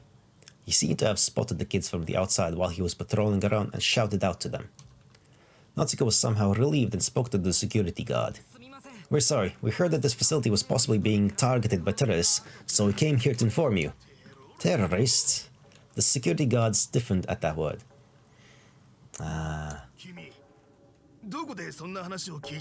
Where did you hear that? His voice actor sounds like one of those typical, one of those thugs, or like henchmen type of voices. It was doubtful that the security guard would believe Natsuko even if he told the truth. Natsuko thought for a second before answering. The internet! You can just say that. I read it on a blog or something. We heard that rumor from a friend. Come on. Friend. That's right. Recently, terrorists have been dispersing objectionable literature around the city. And it looks like they are targeting BC-related facilities. So we believe this place could be in danger too. I see. He's not buying it. Then allow me to get all the details out of you kids. Ah, that's super suspicious. And with that, the security guard violently grabbed at Natsuko's arm. Ow, what gives? Sorry, but please come with me to the security room. The security guard spoke in a stifled voice. And as soon as he heard that, Natsuko became suspicious, and we have action music happening, so yeah. What? The three of them were well-intentioned whistleblowers. And yet the security guard was training his discerning eye onto Natsuko. It's like he's looking at a culprit. And yeah, he grabbed the wrong person. He should have grabbed Louise. She's the one who's a threat, physically. Taken aback, Natsuko shook his hand out of the security guard's grip. Hey, what do you mean, come to the security room? Well, I've heard that unrest has been spreading through this whole town lately. So we need to strengthen our guard here. The security guard drew even closer to Natsuko. Hey, quit it. You're hurting Natsuko, aren't you? Yes, you should stop resorting to violence. Violence? I'm just trying to get you kids to talk. Yeah, no, okay. You're the ones who trespassed in the first place. You've got no place to talk back to an adult like that. Oh, fuck off. The security guard shouted. Natsuko stood between him and the girls, but then, Louise doesn't need your help. I thought I told you to stop. There you go. Kick him in the face. Louise spoke up. For perhaps the first time, they heard anger mixed in with her calm voice. What? Bam. By the time the security guard spoke, Louise had already sprung into action. She rushed over to him and grabbed his hand, and body slam. And as if in an elegant dance, she wrapped herself behind him, and then... Whoa! The security guard's large body flew through the air. Ow. For a second, Mashiro and Natsuko could not comprehend what had just happened. The security guard had struck the floor and passed out, the whites showing in his rolled back eyes. Louise, did you just throw... Well, yeah, you saw her do that. Again with these questions with an obvious answer. Come on, now enough with those. Yes. Natsuko was speechless. How could such a small girl hurl a grown man like that? It's like, isn't like judo the one that has like use her opponent's weight against them or something like that? Louise had not only excelled in wisdom and physical ability, but she was also well versed in the martial arts, apparently. That's amazing. Was that Aikido or something? Yes, he threatened to harm Natsuko, so I snapped and used the martial arts technique. You snapped, eh? You think we still had a few other options before knocking him out cold? Disappointing. I protected you, Natsuko. Why are you mad at me? Fair enough. Yeah, that's right. She did it for you, Natsuko. But it's a bit of an extreme measure, though. Like, he's not wrong. No, I appreciate the thought, but... I mean, it's not a thought, it was an action. Like, she knocked the guy out. Natsuko looked down at the security guard sprawled out at his feet. It's a bit much. Will he be okay? I held back. He didn't hit his head, so he'll wake up eventually. But there's no denying that he didn't injure us, but we knocked him out. So it looks like it'll be a pain to smooth things over when he wakes up. So, think we should run? That would be best. But no matter what this man may say later, it was justified self-defense. You think so? Spurred on by Natsuko's confusion, Louise spewed a steady stream of words. I am familiar with Japanese law. Penal Code Article 36, Self-Defense, Paragraph 1. An act unavoidably performed to protect the rights of oneself or any other person against imminent and unlawful infringement is not punishable. Even if said act is to protect the rights of intruders against the authorities, it is no exception. This man was threatening to infringe on Natsuko's rights with violent behavior, so I unavoidably had to throw him once or twice. Now that's a well-reasoned argument. It's a legal argument. It seems a little forced, though. It's a legal argument, then. I just said that. A little forced. But they didn't have any time to discuss law here. All things considered, they technically conveyed the possibility of terrorism here, so they probably fulfilled at least the minimum of their civic duty. Hopefully they use this little scuffle here as a reason to increase security, and everything will turn out all right in the end. Oh well, let's get out of here for now, before things get crazy. Roger. Roger. And with that, they left the room. They broke off into a mad dash as they got outside. Once they got all the way back to the faraway residential area, they finally took a breather. Whew, alright. A little bit of action there. Do you think we managed to escape? It's okay. I checked behind as we were running. Nobody followed, because there was nobody else there. Louise spoke without breaking a sweat. She didn't just train her muscle strength and martial arts technique, but her lung capacity too, apparently. I haven't run like that in forever. My throat's so dry. I know, right? Hold on a second. I'll go buy some drinks. Mashra trotted over to a nearby vending machine. After a while, she came back carrying 3 bottles in her arms. There we go. Thank you. Okay, let's go. Luis, my treat. A register. The Register Gold. Oh, right, Registers were like one of the companies that made this game. Ah, little self-insert there. Register Gold, an energy drink. Sure. That's neat. That's a little cute. That's cute. I like that.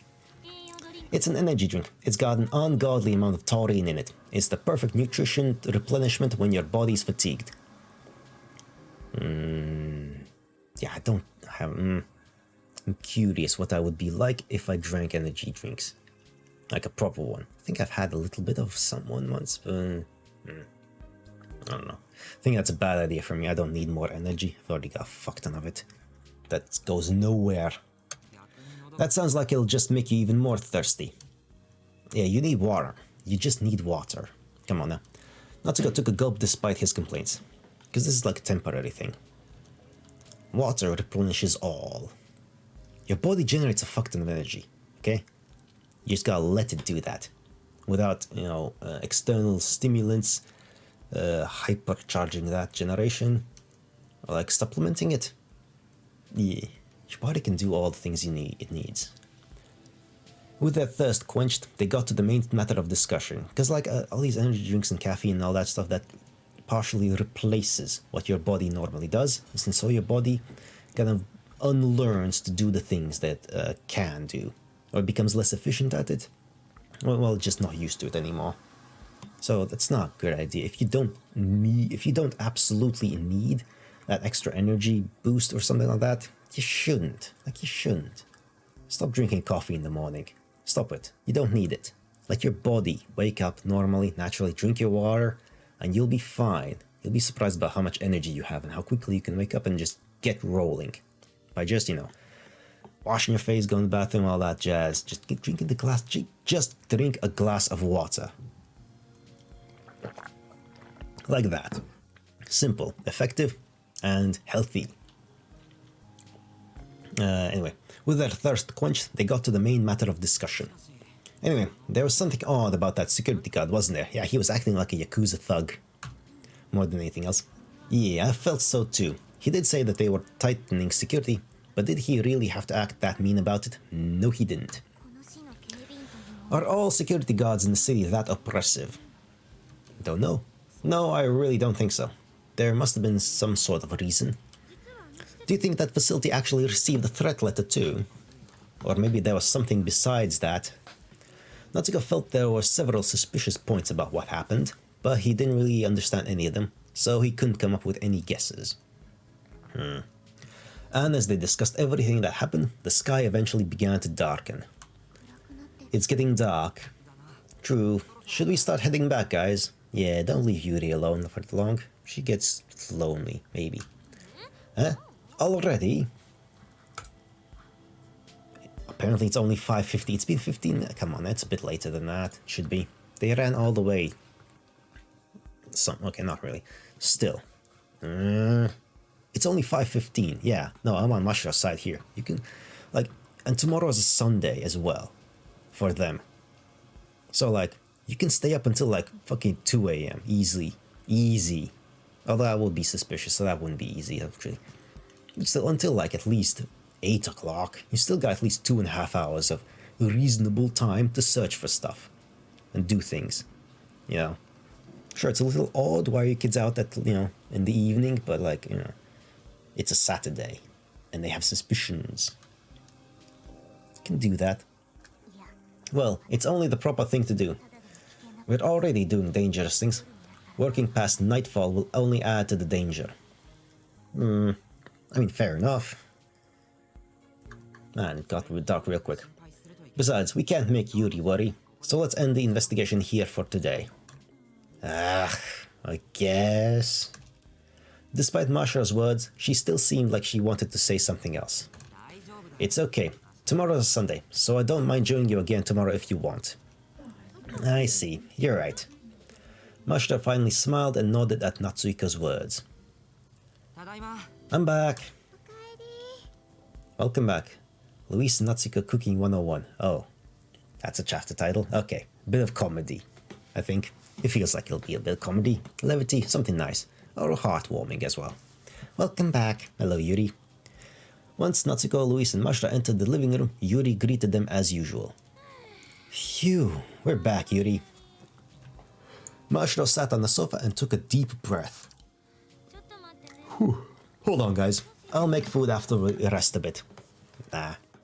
Yuri blinked blankly and whispered to Natsuhiko. Did something happen to Mashra? She seems really tired out. She's all tuckered out. Aww. Yeah, about that. Natsuko explained to Yuri what happened that day.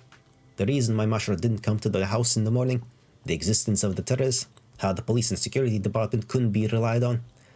But for now, he glossed over how Mashra could use empathy and what happened at Parapsychology Research Center. After listening to the story, Yuri calmly spoke. I see. Sounds serious. Well, forget about me. I'm more worried about Mashra. She had probably been worrying herself sick about the potential terrorist attack ever since last night. She had been behaving energetically all day today, but once they got back to the house, she crashed as if all her tension had snapped. If I had only believed her from the start, she wouldn't be so tired out, would she? With that thought in mind, Natsuko called out to her. Okay, Mashra, as a token of my gratitude for all the food, I'll be the one to make dinner today. Can he cook? Eh? Mashra's head jolted up in surprise. Yuri's eyes widened too. That's new. You're gonna cook, Hikurin? Even Yuri, the gentlest and nicest person, couldn't help it, you're gonna cook? Zero confidence in his ability. Yep, I am. Everyone should be worried. Yuri couldn't cook at all. She couldn't even hold a kitchen knife, which meant that Natsuko had to be the one to do it. Wait, she can't... What the fuck does she do all day? Come on now, experiment. You got the whole house to yourself, lady. Come on. That's real. Man, she has been super sheltered. And her development in all regards apparently has been completely arrested. Man, that's... Come on, Yuri. That's kind of pathetic, I'll be honest. That's kind of pathetic. Natsuko, you can cook? Well, I tried before. It was completely terrible. So that said, help me out, Luis. I can't cook either, but I'll try. Yes, at least try, you'll learn. Make mistakes, you'll learn. Learn from them, and you'll get better at it. It's that simple. Cooking is that simple. I can't cook either, but I'll try. Okay, that sounds good. That sounds good to you, Mashra. She's worried. She should be worried. Ah, thanks. Mashra seemed a little happy, but a little worried. Okay, let's begin then. Alright, I'll be following along you two, you nincompoops, apparently. Natsuko and Luis stood in the kitchen and started off just lining up the ingredients. Go for it, Hikoing. Luis, love is the very best spice. Aww, that's adorable. God damn it, Yuri, you're too adorable. I think that's just a cooking cliche, but okay. Well, two halves make a whole. So if we work together, I'm sure we can compensate for our lack of skill. No. Two halves make a whole really only works when you're dealing with actual physical stuff. When you literally, if you need to push something too weak, people can at least accomplish something that one regular person could. But when it comes to this kind of stuff, two halves would make a quarter. Because it's chaos and neither of you know what the fuck you're doing. You might misinform the other, no, you should do it this way. Even though Like, Anyway, that sounds like a disaster in the making. Cooking is just another form of chemistry. As long as you get the measurements and times right, it'll turn out good, probably. Yes, you can approach it like that and, follow the recipe. It should be fine. But, I mean, it's art as well. And with that wishful thinking, they began to chop the ingredients. Man, I would really like to know what kind of ingredients they used. And what the fuck they're thinking of making. And I could tell. But the two cooking novices stumbled even at that very first step. Really? Hello, comedy music. I do enjoy you. Louise, wash the rice for me. Washing the rice. That's an odd thing. I've never done that. I don't even know what that is. Wash? Yeah, that's not a thing in Europe. I've never heard that outside of like manga and anime where wash the rice. Yeah. To remove excess starch, we just boil it as is and eat it eat it like that. It's fine. Never had any problems with that. Understood. Yeah, no, I wouldn't know how to wash the rice. Like, what do you do with that? You just like, the fuck? I mean, I'm guessing there's a reason for that, but like, it sounds weird.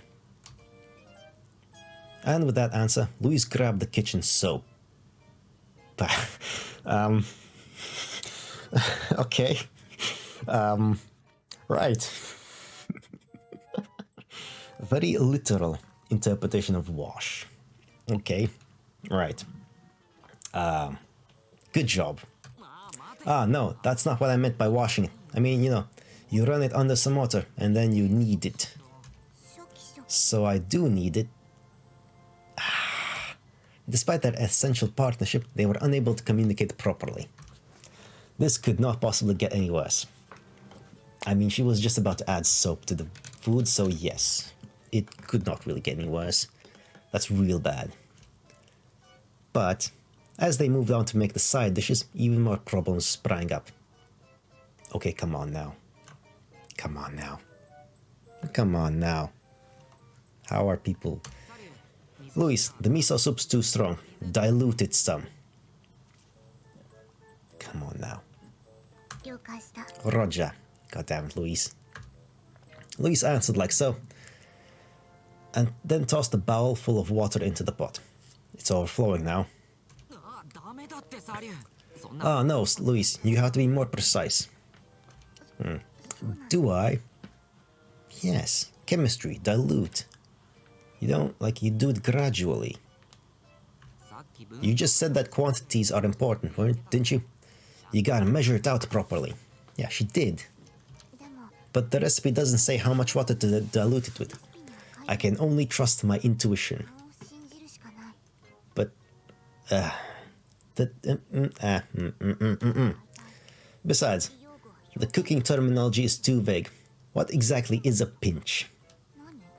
Well, that's the art where it comes from. Well, don't ask me. It's just a pinch. You just take, with 2 or 3 fingers from a little bowl, and that's a pinch. That's a pinch. Big fingered oaf like me, a pinch is quite a lot. A small fingered dainty lass like her, a pinch is very little. But it's a pinch. Even though they cooked while checking the recipe via PDA, the flavor mysteriously managed to betray expectations. Readjusting added another layer of difficulty. Oh my god. After nearly another hour of grappling with the ingredients... The fuck? Oh man, that's just pathetic. I don't know. Okay, it's done. Is it? Is it? They finished cooking, somehow or another. They brought the miso soup and the meat and vegetable stir-fry to the table in 2 separate dishes. Meat and veggie stir-fry, okay, that's literally the easiest thing. You just chop it up into bits, put it on a pan.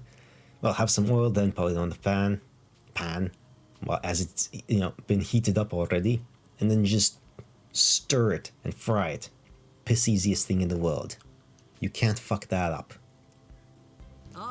Hey, Masha, Yuri, we finished making dinner. I gave it everything I had. Or at least I tried. Hikarin, Luis, good work.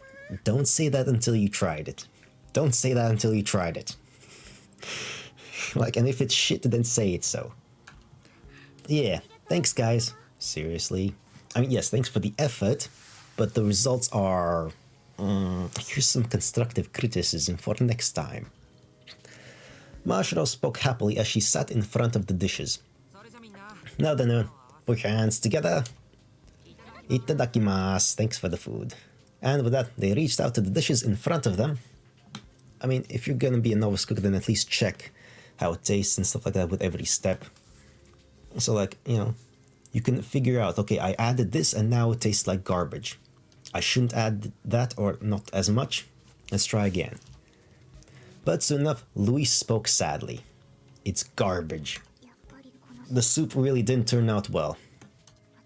It's because I botched measuring the quantities. Huh? No way. Shocked, Natsuko rushed to spoon himself a mouthful of miso soup. But it tasted as good as any run-of-the-mill soup, miso. It's okay, Luis. It's good, you know? Oh, it really is. No need to worry. Oh, okay. But it's not good at all compared to Mashiro's. Ah, well, I mean, come on, she's a cooking god, so that's not fair comparison. Well, if you're gonna say that, then my stir-fry is the same way, you know? Let this just be a reminder of how delicious the food we normally get to eat is. I'm completely inexperienced too. No, if you're going to say that, then I'm the one who's more inexperienced. This is not a competition. You both learned, and that's all that matters. No. Children. The two of them kept trying to out-humble each other. Yeah, Mashiro giggled at their little exchange. It's okay, guys. They're both delicious. Thank you guys so much. Okay, so what didn't turn out to be complete disaster. So that's good. Okay, that's a relief. It sure is nice to hear someone praise your cooking, eh? I guess. Exactly. So now do you understand why I don't hate my role in this household? Yuri smiled as she watched the three of them converse. The cooking was plain and simple, but before they had realized it, their usual warmth around the dinner table had returned. But then... As if to shatter the calm mood, the sound of the intercom rang out. Huh? A visitor? At this hour? Who could it be at this time of night? Very rarely did anybody visit this house at night. Natsuko felt suspicious as he answered the intercom on the wall. Hello, who is it? Ah, is this the Tenkawa household? Hello, Okita. That's his voice. Yes it is. Is Mr. Natsuko Tenkawa at home? Natsuko felt a little uneasy, so for now he answered dishonestly. I'm a housekeeper here. Mr. Natsuko isn't at home at the moment. Is that so? Who might you be? Ah, my apologies. I am Takehashi from the Rokume City Security Department. Okay. Alright, it sounded similar, but I guess intercom voice makes changes. The security department? Natsuko was suspicious. Why would the security department give this house a visit? What business does the security department have with Mr. Natsuhiko? Well, we just got a call from a security guard at the Parapsychology Research Center. He said that 3 people who appeared to be Rokume Academy students trespassed into the building and made a commotion. That is what happened, yes. And when he tried to drive them out, they picked a fight with him instead and struck him hard enough to knock him out, apparently. Also correct. Natsuko was terrified. That wasn't what happened. I mean, it's close enough to what happened. Hold on. There has to be some kind of mistake. Please, allow me to finish. The security department member used polite words, but his tone sounded relentless. Oh yeah. We at the security department make sure to properly investigate all tips we receive. We refer to the footage of the security cameras installed in the streets. And right after the security guard was struck, we certainly did see a male high student come out of the PRC. And cross-referencing the citizen database revealed that it was indeed Mr. Natsuhiko Tenkawa. Natsuko shuddered to think that they could identify him with such accuracy in such a short amount of time. Well, that is a police state for you. But that wasn't the problem. What the hell did that security guard tell them? That's completely disjointed from the truth, isn't it? I mean, was it? Really? Really? And when he tried to drive them out... Okay, he didn't try to drive them out. Okay, fair enough, that is wrong. Okay, okay, I didn't really pay attention there. It is quite different. So, fair enough. Perhaps he resented being flung, but what he said was clearly fabricated. Excuse me, did you hear me? Yes. So with the security department, apologize for making such a late visit, but we would like to ask Mr. Natsuko to come with us to the municipal office. Come with us. Natsuko understood full well what that phrase implied. The security department member didn't come here simply to ask for his side of the story. If that were the case, they could do it here and now. And the fact that he went out of his way to come here at night meant he came to take us into custody. Confused at the sudden turn of events, Natsuko decided to buy time for now. Hold on a sec, I'll go contact Mr. Natsuhiko. He's always coming home late, so I'm sorry, but I must ask you to leave for today. Sure, thanks for your cooperation. I don't think they believed you.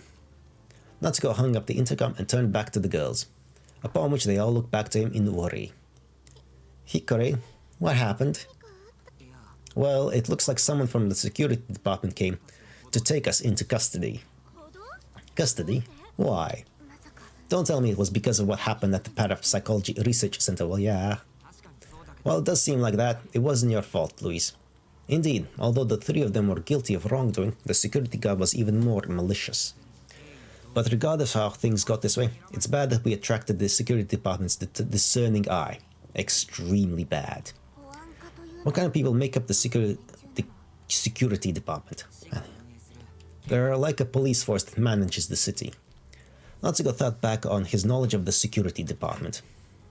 The Rokume City Security Department was an organization that worked with the police to maintain the public order of the city.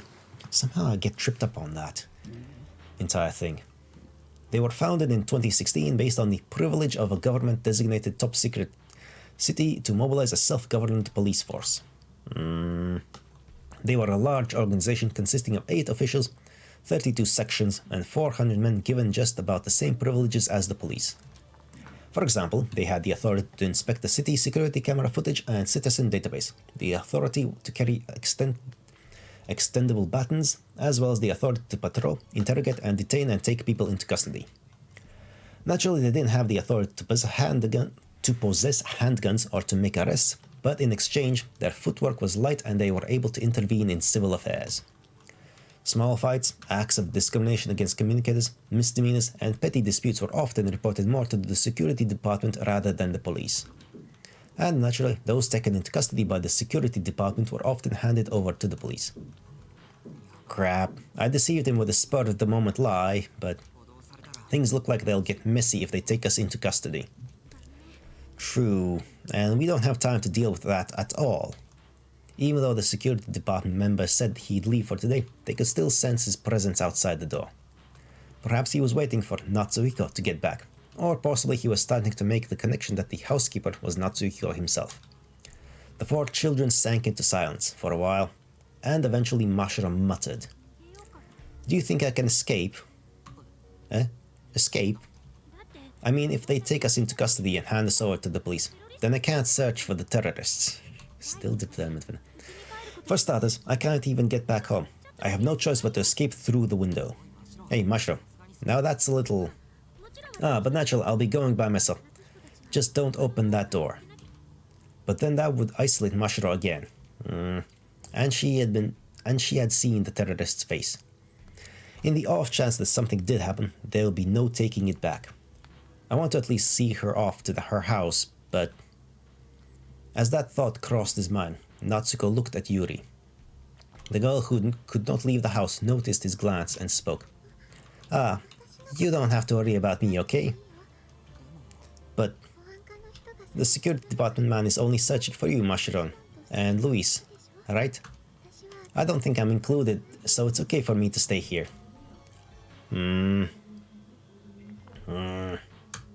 Natsuko was quite hesitant. If they left the house just once, the security department could catch them easily, and who knows when they'd be able to return. But is it really okay? Is it okay to leave Yuri here alone? He had promised to himself that he would keep watching over her. He had thought that way ever since the accident 9 years ago. No, even before that. If only I could go back to that time. And with that thought, Natsuko's mind recalled the events of 10 years ago. Flashbacks again. After Natsuko had heard Yuri's parents quarreling at home, Natsuko worried about Yuri and went to the park every day to see her. Aw, well that's nice of him. But 3 days passed with no sign of her. Oh. So on the 4th day, he made up his mind and headed to her house once more. Determined kid. Yuri was standing all alone in front of her house, with a horribly sad look on her face. Yuri! Her face shined like the sun as soon as she heard his voice. Aww. Ah, Natsuko, did you come to play? Yeah, you weren't coming to the park, so I got worried. I see. I'm so happy. I wanted to play with you too. You should have just come to the park then. But I can't. I'm not supposed to. Mom and Dad say I can't play with the other kids in town. Huh? Now that she had mentioned it, he remembered that her parents had called communicators disgusting, even though their own daughter was a communicator herself. I see. So let's play in secret then. Should we play at your place or my place? We can't at my place. Mom and Dad are there. And then Natsuko heard that angry voice roar from the house again. Hey, do something with that brat by the door. She's such a damn annoying pest. How can you even say that about your own child? Come on now. All your goddamn selfishness does is drive her away. If you don't even want to bother raising her, then shut your damn trap. That's fair. Natsuko felt he had never heard such abusive language in his life. Yuri's expression grew darker and darker. Unable to stand any more of it, Natsuko spoke up to her. Okay, Yuri, let's go to the park right now. Huh? It doesn't have to be the park, just anywhere away from here. But if I go off and play on my own, then Dad might get mad at me. Forget about your dad. You don't want to play with me, Yuri? Of course I do. Then let's go. Come on. Natsuko pulled Yuri by the hand. He wanted to take Yuri as far away from there as soon as possible. Yuri hesitated for a second, but... okay. She nodded ever so slightly and followed Natsuhiko. Natsuko took Yuri to the park. He thought that if even Mashiro were there, they could have a fun playtime, but there's nobody here. Yeah, you're right. Unfortunately, nobody was around that day. Perhaps everyone was at the secret base in the outskirts of town. Well, fine. Let's just play by ourselves. What should we play? We don't have any books with us today, so how about we just take a walk or something? Huh? Sure, if that's okay with you, Yuri. The two of them took an aimless stroll around the park. You having fun? I am, because I'm with you after all, Natsuhiko. Aww, well, as long as you are, I'm sure we'll be able to play more fun things if my other friends were around, though. Other friends? Let's see. If it had to be a girl, then... Oh, right. There's this girl called Mashiro. She's super energetic and super loud, too. I'm sure you two would get along quickly if you met. Yes, they do. Mashiro, huh? Do you think she'd bother being friends with someone like me? It'd be fine. She's dumb, but the one good thing about her is that she easily makes friends with anyone. The bluntness of children. It's refreshing, I do like that. Come to think of it, there was this one time when Natsuko was determined to just keep on talking. He wanted Yuri to forget about the time and her troubles at home as much as possible. But no matter how hard he tried, Natsuko could not keep the sun from setting. It's gonna get dark soon, eh? Indeed. Yuri sighed as she looked at the setting sun. Her smile had already faded away. Aw, don't fade away. I have to go back home. A dreadful statement. You do? Yeah, if I'm out too late, then Dad gets mad at me. What a shitty father. Bye-bye, Natsuko. Let's play again, okay? Aww. And with that farewell, Yuri slowly walked away. She shrank as if in a silent cry for help. Wait, Yuri. Without thinking, Natsuko raised his voice. Eh? Yuri, you don't want to go home, do you? That's not true. I'm sure Mom and Dad are worried about me. I don't think so. I'm not asking about your mom and dad. I want to know what you really want. There we go. But it's not like I can just run away from home. So I do want to go home. That's a lie. There's no way you'd want to go back to the home like that. Yuri's face cramped. Natsuko's heart hurt, but he felt like he would regret it if he let her go home then and there. Yuri, please, tell me how you really feel. Do you really want to go back to a home filled with shouting all the time?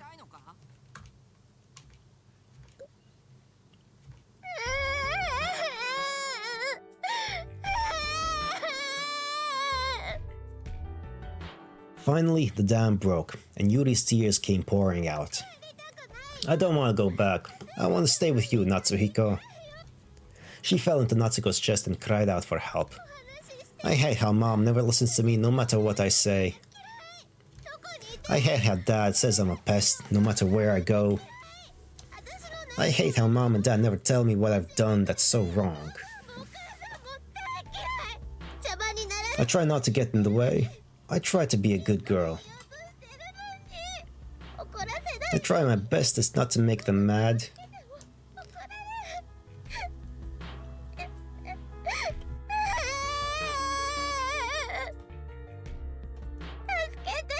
Help me, Natsuko, help me. Yuri's sobs echoed through the twilit park. Her spilling tears soaked Natsuko's chest. As he watched her scream and shout, Natsuko remembered something. Ah, that's right. The first day they met in this park, Yuri had been crying too. She was so quiet, yet so sad. He wanted to put an end to those tears. And what he had felt back then hadn't changed since. In that case, if you don't want to go home, then let's just go somewhere, just the two of us. Natsuko gripped Yuri's hand. Yuri said nothing. Her face was soaked with tears. He couldn't tell what she was thinking. But even so, Yuri gripped Natsuko's hand back. He could feel her warmth through the softness of her palm. As Natsuko felt that warmth, he thought to himself. He swore that no matter what happened, he would protect her for sure. And the flashback. That was when it all started. That was an emotional moment. That was good. I like that. Development. Well, revelations, I guess. Yeah, that's unfortunate though. That kind of family affairs. By that time, he had probably already convinced himself that he would do anything to protect Yuri. He had felt that way before the accident 9 years ago, and he still felt that way today. He wanted to keep protecting her without ever leaving her side. But now's not the time for that, is it? Leaving Mashra alone to her own devices and staying in this house with Yuri probably wouldn't give him any peace of mind. And he couldn't take Yuri away with them, much less drag her into this mess. Natsuko thought long and hard, and finally he made up his mind. Yeah? Okay, Yuri, please watch over the house for us. Yee. I mean, she does that all the time, so... Got it. Okay, then shall we go, Mashra? Mashra's eyes widened at Natsuko's words. Eh? Wait, you mean you're going with me? And so is Luis. Well, I can't just leave you alone now, can I? So much has happened today, it scares me to think about what could happen next. Even Luis cut in with a whisper. Then I will accompany you too. I am partly at fault anyway. She is the one who knocked the guy out, so yes. See, it feels a lot safer with three of us, doesn't it? I feel a little bad about it. But thanks. Natsuko responded to her with a smile. For the time being, should we leave our PDAs behind? I get the feeling they can use the GPS functionality to track us. Yeah, we can come pick them up tomorrow. We should only take the bare necessities, like our wallets. Louise held Alice in her arms as she spoke. The three of them placed their PDAs on the table and raised the TV volume. They did so in order to cover the tracks of their escape as much as they could. Okay, we'll be going then. Yuri, you sure you'll be okay? Yuri smiled in reply to Natsuko's question. Hey, Hikari. Don't worry about me so much. You're working to protect the town from terrorists, aren't you? He will fail at that, but still, he is. It's not that big. It kinda is. Natsuko tried to deny it, but once he realized she wasn't that off the mark, he shuts up. Yeah. Yuri continued with a serious look on her face. Then you should go with Mashiro and Sally. Louis, god damn it. God damn it, I've messed up, but god, it happens. I'm getting mentally exhausted. You're definitely returning to the old Hikarin now. Back to when you were so righteous. You think so? I know so. But you mustn't make a repeat of what happened 9 years ago, okay? He's gonna fail at that. Overcome the past. I'm sure you can do it, Hikarin. Those words reached deep into his heart. Yuri's talking about what happened back then. Right before the accident 9 years ago, Natsuko left with Yuri, leaving Mashiro behind. And now he was going to leave Yuri behind. But Yuri didn't stop him. In fact, she was telling him to go. Telling him to overcome the past. Okay, Yuri. Natsuko quietly nodded. But we're just going to go out for a short little bit. We'll be back as soon as humanly possible. Okay. I can't go with you, but I'll be waiting for you all to come back home. Natsuko exchanged a smile with Yuri before speaking to Mashiro and Luis. Okay, let's go, you two. Yi. Raja. And with that exchange, they opened the window. And escaped as inconspicuously as possible. Alright. We will escape from this for now as well, because my mental faculties are shot. I'm recording this on a Sunday, so that means the end of the week. Well, these things happen. Slightly shorter part this time around, but that's fine. That means next part feels like that'll conclude the Far Cry route. Next time we shall begin the closure of that, and then the week after that we'll see. Maybe it might take a break, or might just sort of continue into the next one. Well, that's fine. Either or is good. And now with that, oh God, I really hope after that I'm done here and check the sound, I'm not once again irritated and want to change everything as I did last week and broke my mind a bunch of times. I really hope I don't have to do that again. It's not a good time. That's not a good time. It's not a good time. Breaking your mind. It's not. I would not recommend it. Don't do that if you can avoid it. Yes. But then, let's leave on a broken mind. Aside from that, yeah, I got nothing else to say here, so we can emerge into the void. Let's say hello to the... Yes, okay, let's just do the outro proper thingy. Post-outro segment. The Reign of Dio. Act 1, a Rainbow. Volume 1, Richie Blackmore's Rainbow. Chapter... Oh fuck, I forget which one this was. Shit, which one was this? Is this chapter 8? Are we going that way? Yes, it is. Oh goddamn, I need to... Okay, yes. Blech. Chapter 8. 16th century black sleeves. Green sleeves, even, fuck.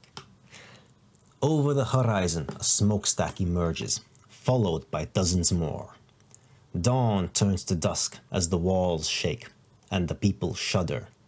Oaken towers slowly rise, like beetles the men push at night, like locusts they consume during the day. Encircled, the city stands proud, yet the rot will soon show itself. One final push, a daring charge, a desperate gambit, dashed as swiftly as it was conceived. Hold out, we will not be abandoned, our allies will come soon, said the now sickly ruler a year prior. All of a sudden, the walls are no more. Wretched ants scramble up the towers and ladders. The archers fall slain, and the ballista now turned around. There's fighting in the streets, the alleys soaked in blood, the mansions burn, the governor in a cage. The ditches are filled with their gruesome work, new colors adorn the city, and new people move in. The stench, however, lasts a decade. The resentment, generations. Thank you for listening, and goodbye.